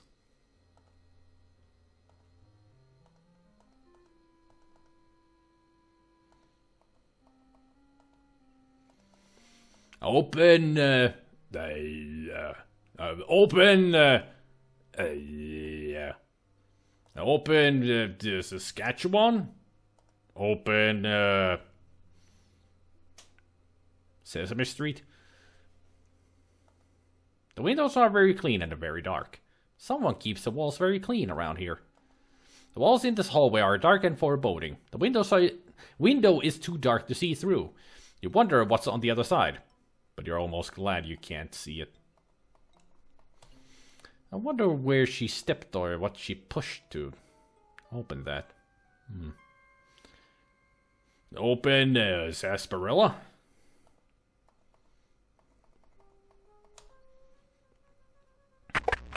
Ah, now it's open. So this is Yvette's place. Looks can be deceiving. A scuffed wooden floor. Watercolor painting Predator Stalking Prey by Yvette Delacroix, 1925. Oh, she's an artist? Perverse Pleasures. Purple polywalks playing in puddles. I think she has a theme here. I think she has a theme with her paintings, the theme being pee. And I don't mean urine. It's a diploma with Yvette Delacroix's name on it, an advanced degree in French from Ball State University to be exact.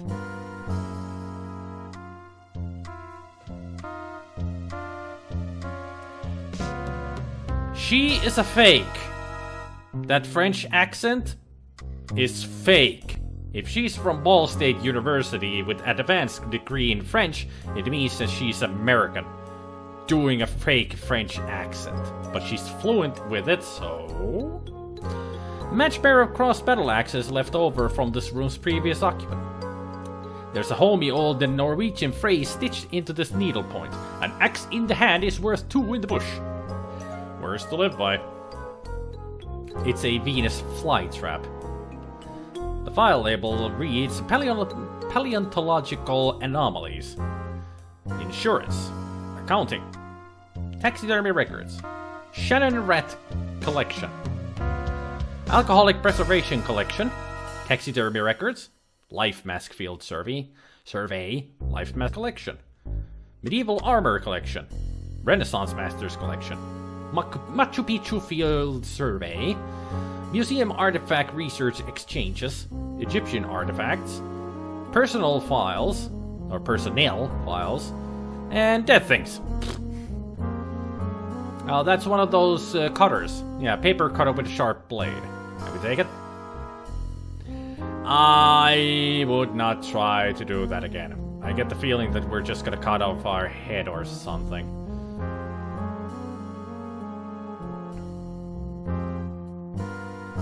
A used piece of carbon paper. That might be useful.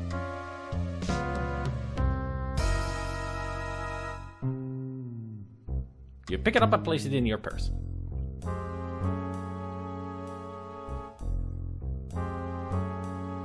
A desk lamp with a bulb. The light bulb is on. You find it very illuminating. One of those new portable typewriters. At a mere £50, you can take it anywhere. Well, you could if it was useful to you, which it isn't, so forget it. Looks can be deceiving. Intercom slave unit. Everything on the desk is neatly organized. The edges of the desk are shiny, as if someone leans on them a lot.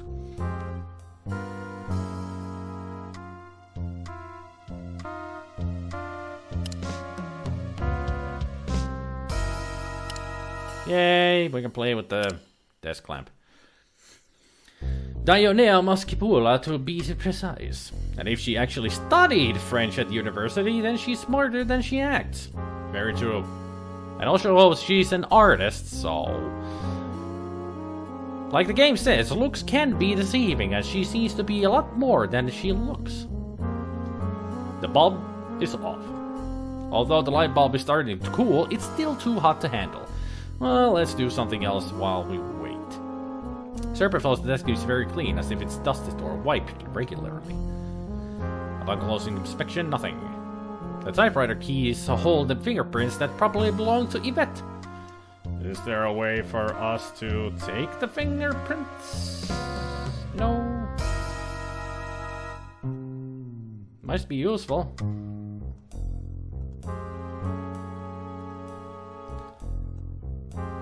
There are words typed on the carbon paper. You can't read them in this way. Unreadable words are imprinted on the paper.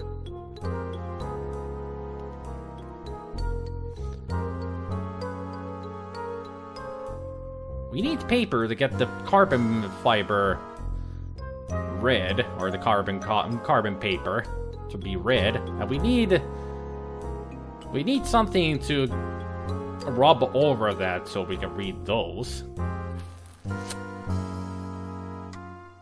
Tiny dust mites are barely visible, crawling around in the fibers and dusting the rag. Still too hot to handle. Alright. I tried. Nothing happened. Nice needlepoint stitchery with some dust stuck to it. A handwritten card attached to the plant pot reads, "To Yvette from Olympia, thanks for the wild night with the mummies." What file drawer is locked? Yvette is the only person who can open it.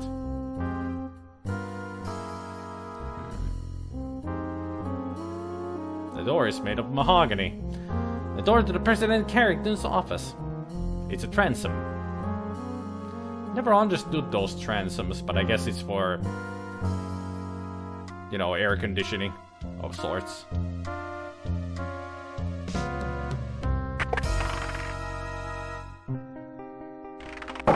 Can I save now? Why can I not save? You hear muffled voices coming through the door to the Yvette's office. Okay. Come a little closer, Monsieur Najir. I wanted to show you something. And what would that be, Miss Delacroix? Look at the palm of my hand. It is a lovely palm to be sure, but what am I supposed to see?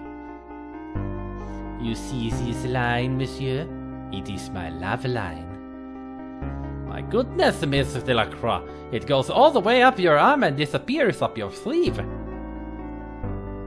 Would you like to see where it ends up, Ramesses?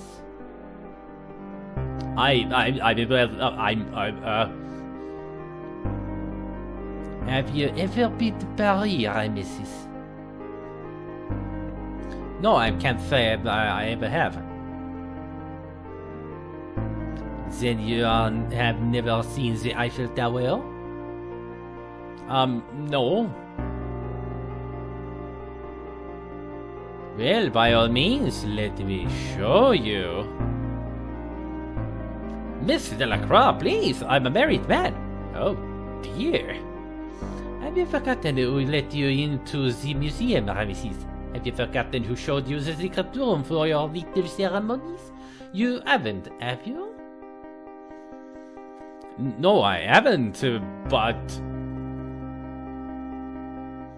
Then you will let me give you the grand tour of the tower, no? We'll have to go somewhere else. I don't feel safe here. Lead the way, monsieur.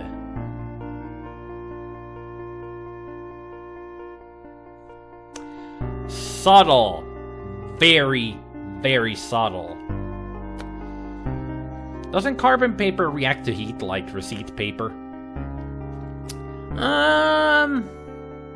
Not really. I don't remember it doing that. Also, with her excitement, I do wonder if there is anything in the rat drawer. But that's just my morbidity. And also, I'm gonna close my my GIMP program there because I don't need to modify pictures anymore. Ugh. The Mask of El Whoopentot, the god who scares Hottentot children. Hottentot elders told stories of how El Wuppentot would jump down from the roofs of Hottentot mud huts to steal the noses of children who didn't behave properly. Anthropologists attribute the El Wuppentot stories to tribal myth, but the ancient records reveal that many Hottentots have lived their adult lives without noses. There's a moral here somewhere. The tribal death mask of Hottentots. The war mask of the Puppentart tribe. The Puppentarts would strike fear into the hearts of their enemies, the Hottentots, by wearing these masks into battle and screaming their battle cry, "Pop goes the weasel!" which translates roughly as, "Go back to your own side of the river, you Hottentot whips." The Hottentots hated the Puppentarts primarily because the Puppentarts kept stealing the Hottentot women. Actually, the Hottentot women kept defecting to the Puppentart tribe because they had better food, better villages, and men who bathed regularly. You might say that the Puppentarts were the first yuppies. The mask of El Bubentot, the Hottentot god of war.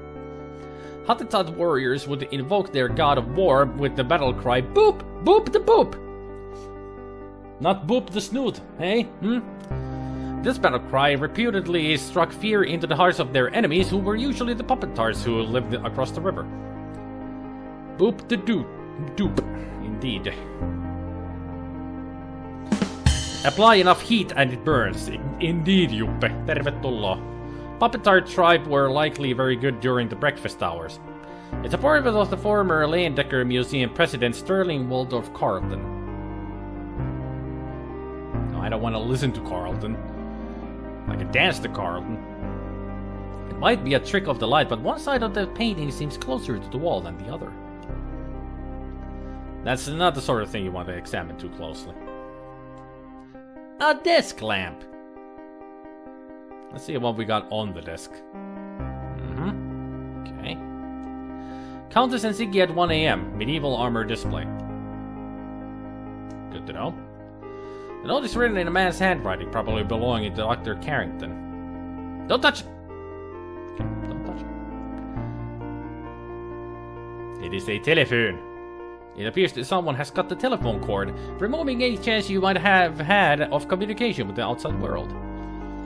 Great. Just dandy. Phone list. Using your remarkable powers of deduction, you conclude that this little book contains phone numbers. It's made of leather. Judging by the handwriting, the phone numbers were written by the same person who made the note on the desk calendar. Dargan, Roberta Williams, did it. I did it. Be safe. You hoser. Not yet. E. Leach. And T. Dargan.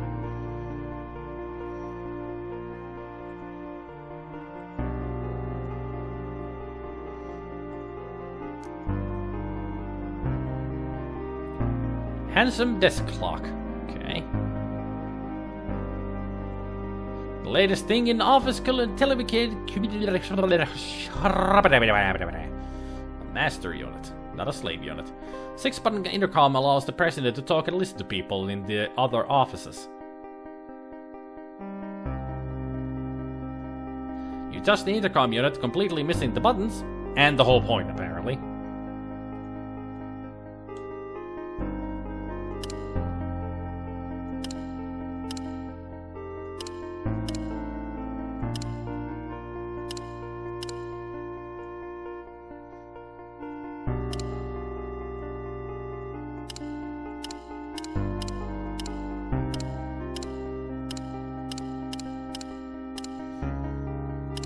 I'm not sure which one is to listen, which one is to talk. Ooh. Oh, I so love your scars, Wolfie. Show them to me again. They are yours to admire, my strudel. Hoppa. Very, very nice.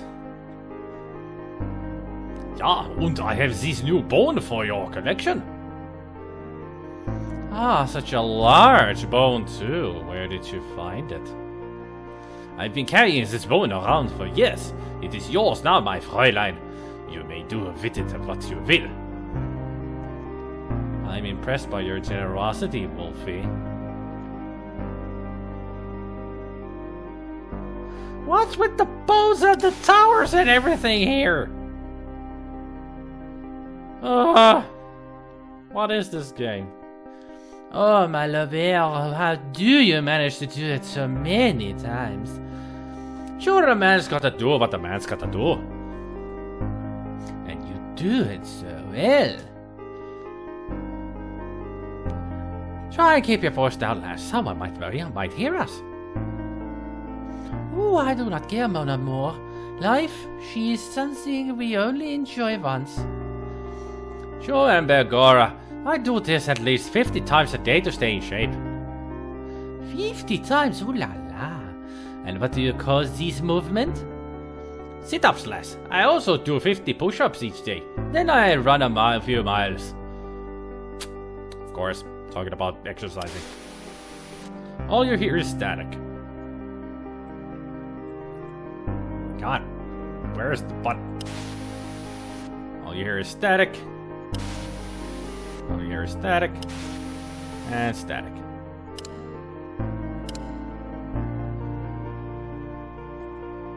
Nice porcupine. The stiff quills look especially sharp under the magnification. The President Carrington stuffed porcupine spiny Norman. Locked drawers. Don't touch it, don't touch it, don't touch it.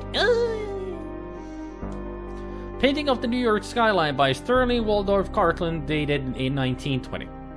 Numerous hefty tomes on the topic of medieval armor. Hey there, A-Cup. You need to do a Scottish accent. No, he's Irish.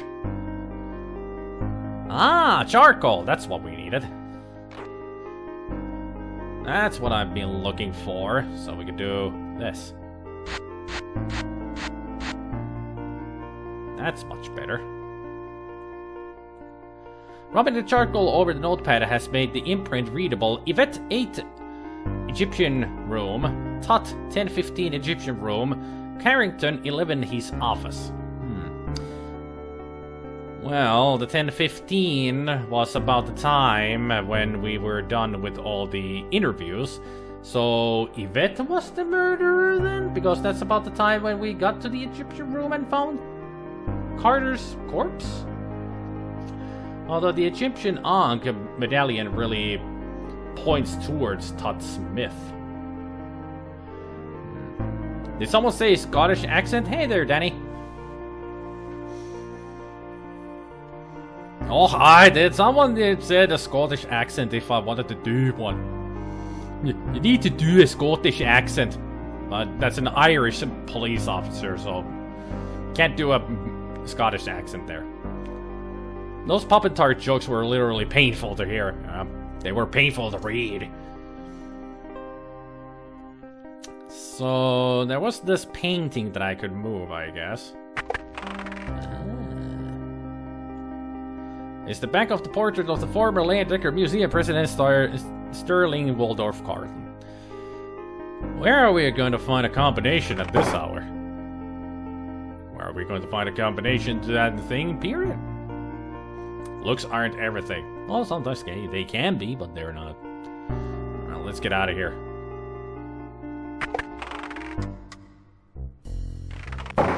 Could I save now? The game is so picky at sometimes where you can save and where you cannot.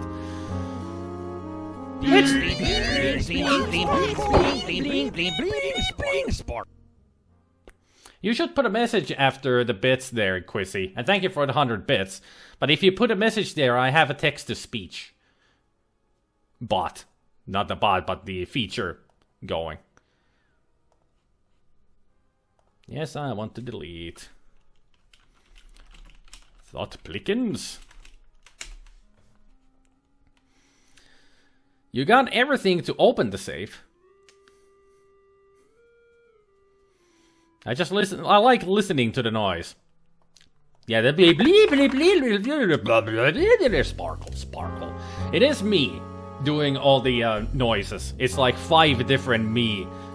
Just 5 different voices going just bling bling bling, ding ding ding, blah blah blah, and one of this just going sparkle sparkle sparkle sparkle. Yeah, it is me. That sound effect when somebody gives it the bits, it's me. It's all me. Drop one bit every 20 seconds so you can hear it constantly. Please don't. Then I cannot do a live stream if it's just constantly sparkle, sparkle. So I have everything to open the safe, huh?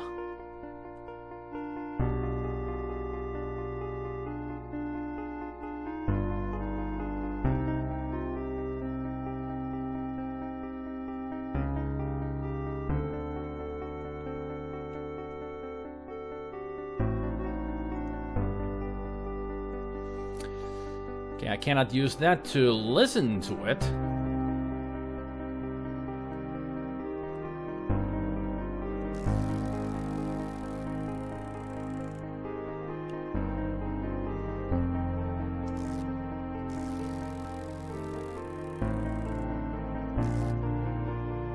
Okay.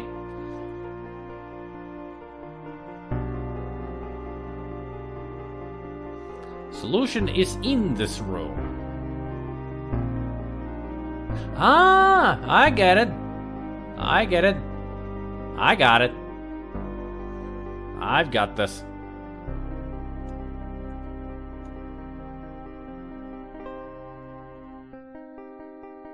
I think.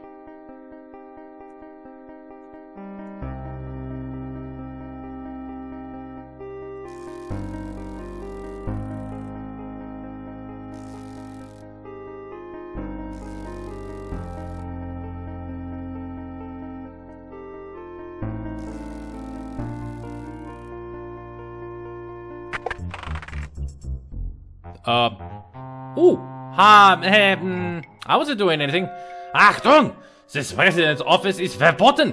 Leave now or die!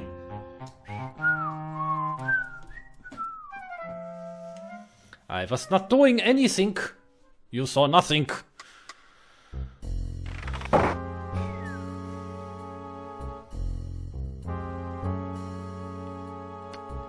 Well...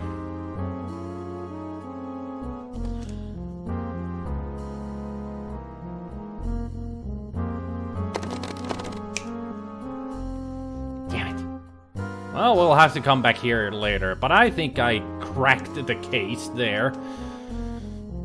I just did it wrong. Gotta use the bathroom. Then go and use the bathroom. Isn't he a little uptight? Now you noticed. It is odd, though, that you can't save everywhere. Can't remember having that problem. Well, I guess it's just a problem with the version. Could be, you know. I don't know. Well, the thought plickens anyway.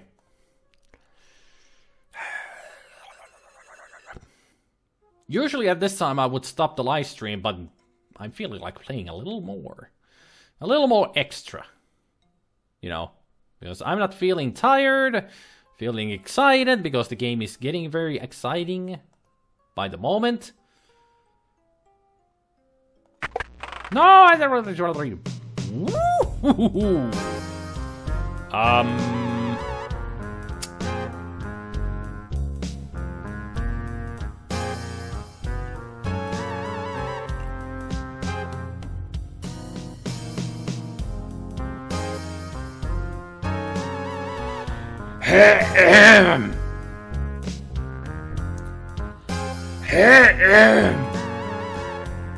Oh, excuse me. Here now, be off with you then. Boom, baby.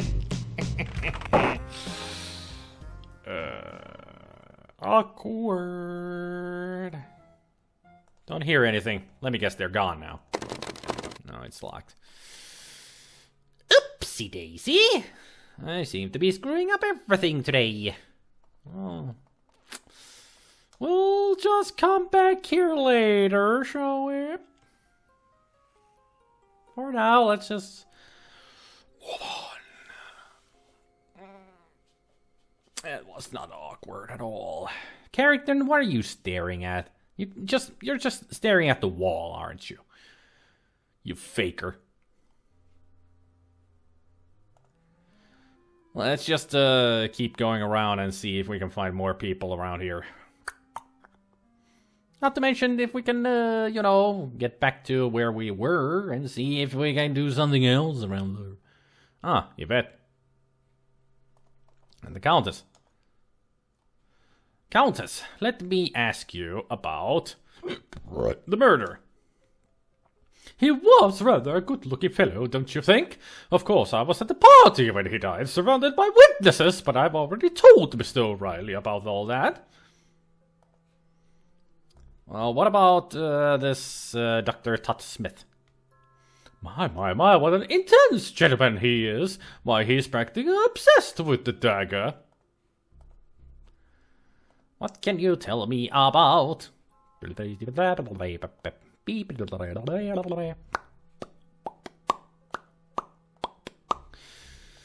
about Ernie Leach? Well, I do wish they wouldn't let the handyman in the enduring social functions. He's not even dressed properly. Well, Yvette, you got any lowdowns on, like, Carter's death? Oh, Monsieur Pepin, it is so sad. Such a great man to die in such a way makes my heart break, no? We had not talked much until this evening when he finally had the time during the party. He was going to meet me after the party so we could get to know each other. Yeah, know each other. Mm-hmm. What about Dr. Tut Smith? Dr. Smith, he is very concerned about the dagger. He has been trying to get it back from Dr. Carter ever since he arrived. Don't you think he could have stolen it? Perhaps it is possible. Then he could have stayed around so we could not be suspecting him, you know? Good point, though. How about Ernie Leach? Ah, Monsieur Leach, he is the very honorable man, no? Of everyone here, I trust him most of all. His pay, it is not very good, but I will fix that when I become the museum president someday. In the meantime, he must do the extra work outside to pay his bills. It sounds like you're quite fond of Mr. Leach. He has many of the problems, but he's capable of handling them. I help him as much as I can. Very admirable of you to help the handyman. No, I did not want to learn about the things. I wanted to speed up things, actually.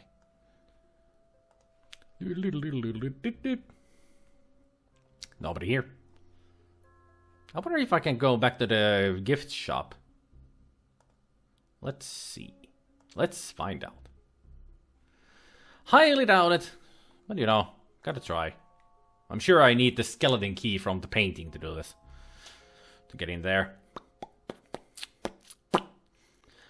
My pawn save name just barely safe. Well, that's a... What is such a surprise?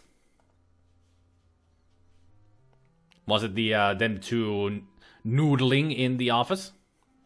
I'm guessing that was the surprise. It wasn't that big of a surprise to me.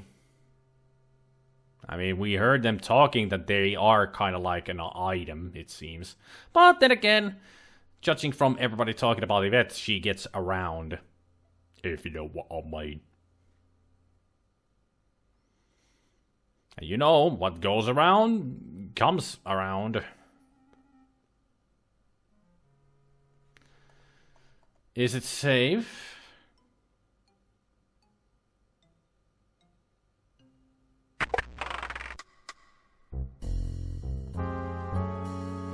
I don't want to touch the wall, I wanted to touch the door.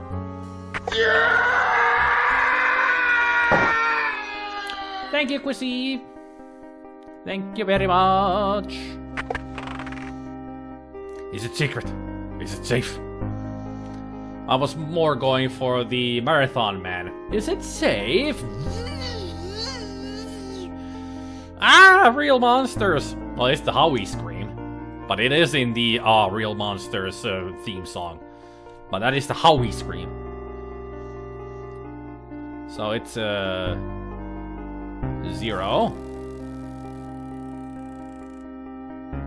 5. 2. 7.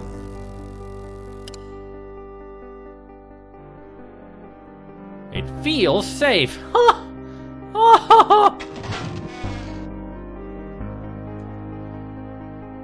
It's the personal diary of the former museum president Sterling Waldorf Coulton. Not wanting to remove evidence from the crime scene, particularly when you must have broken some sort of law by opening the president's personal wall safe, you decide not to remove the diary. Okay, let's take a closer look.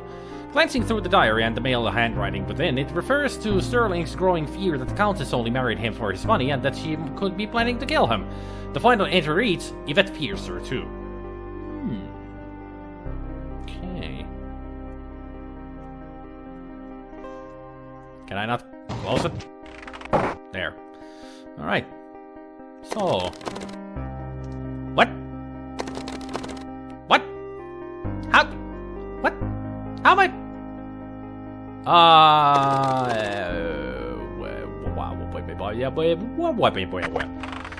No, but I got into the safe.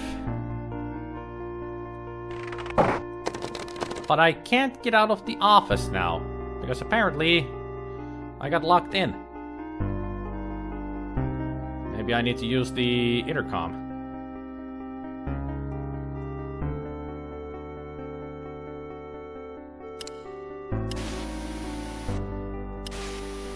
Static, static, static, static.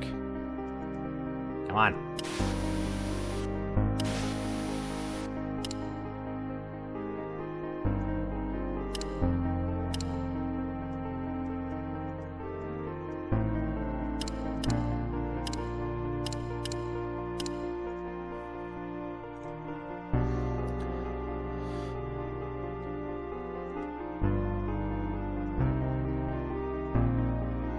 As with so many other things in this museum, this phone is dead!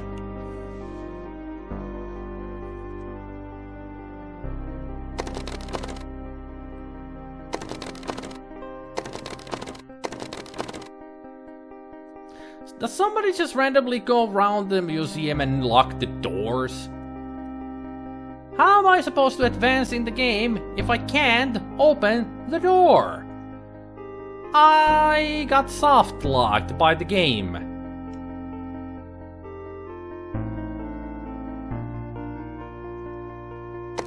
I am soft locked by the game. Having already removed the charcoal, you take a moment to write your name in the fireplace ashes, just as you used to do when you were a little girl.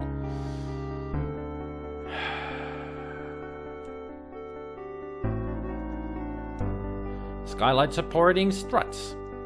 The night sky as seen from New York City in 1926. A very big building. The famous Spears Tower. No Spider-Man going around there? Son of a bitch!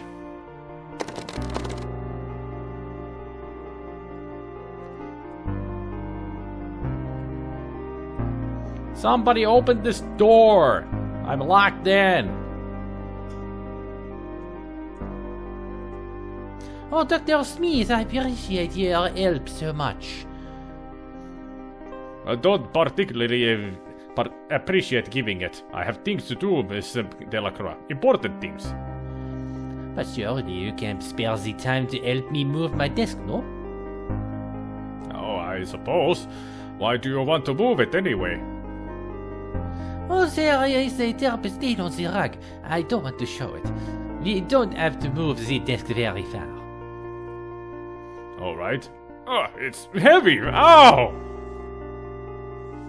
Oh, I'm so sorry. Did you hurt yourself? Yes! Oh no, I'm bleeding! You owe me one, miss. But of course, Mr. Smith, I'll do anything you say. Anything! Didn't I let you in when you asked? Didn't I keep your secret? Yes, I suppose you did, and I'm sorry about bleeding on your carpet. At least it'll blend in with the old stain. What is that, anyway? Oh, it is only strawberry jam. I'm sure I don't want to know, Yvette. Probably not, Dr. Smith. Now, let's go to your place. So that was the reason why it was locked.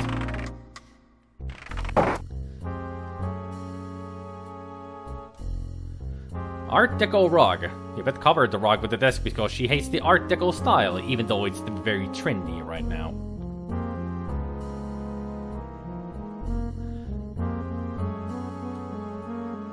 Now I'm curious about this stain. Is there a stain that we can see? It's a desk chair. Chair is made of wood, and it smells like Yvette's perfume. Or Yvette's butt. Your eyesight is pretty much restored now. Took 2 bloody days to heal. Well, good to hear that it is actually better. Or healed. So that's good.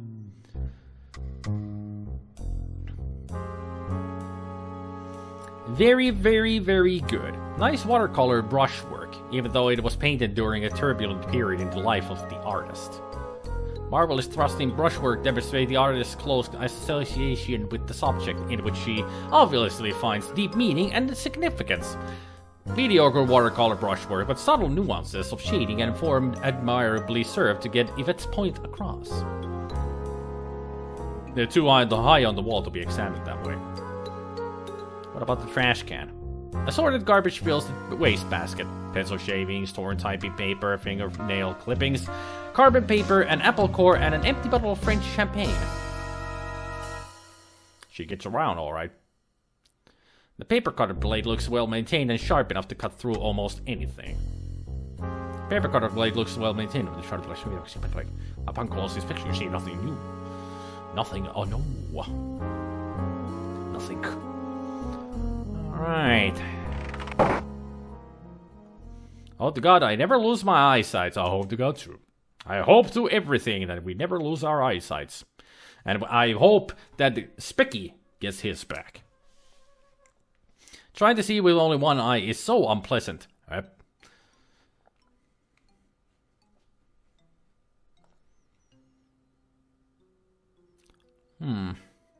wonder where to go next. I think my brain is starting to get too tired to continue. Maybe I should leave it here. Yeah. I think I will leave it here.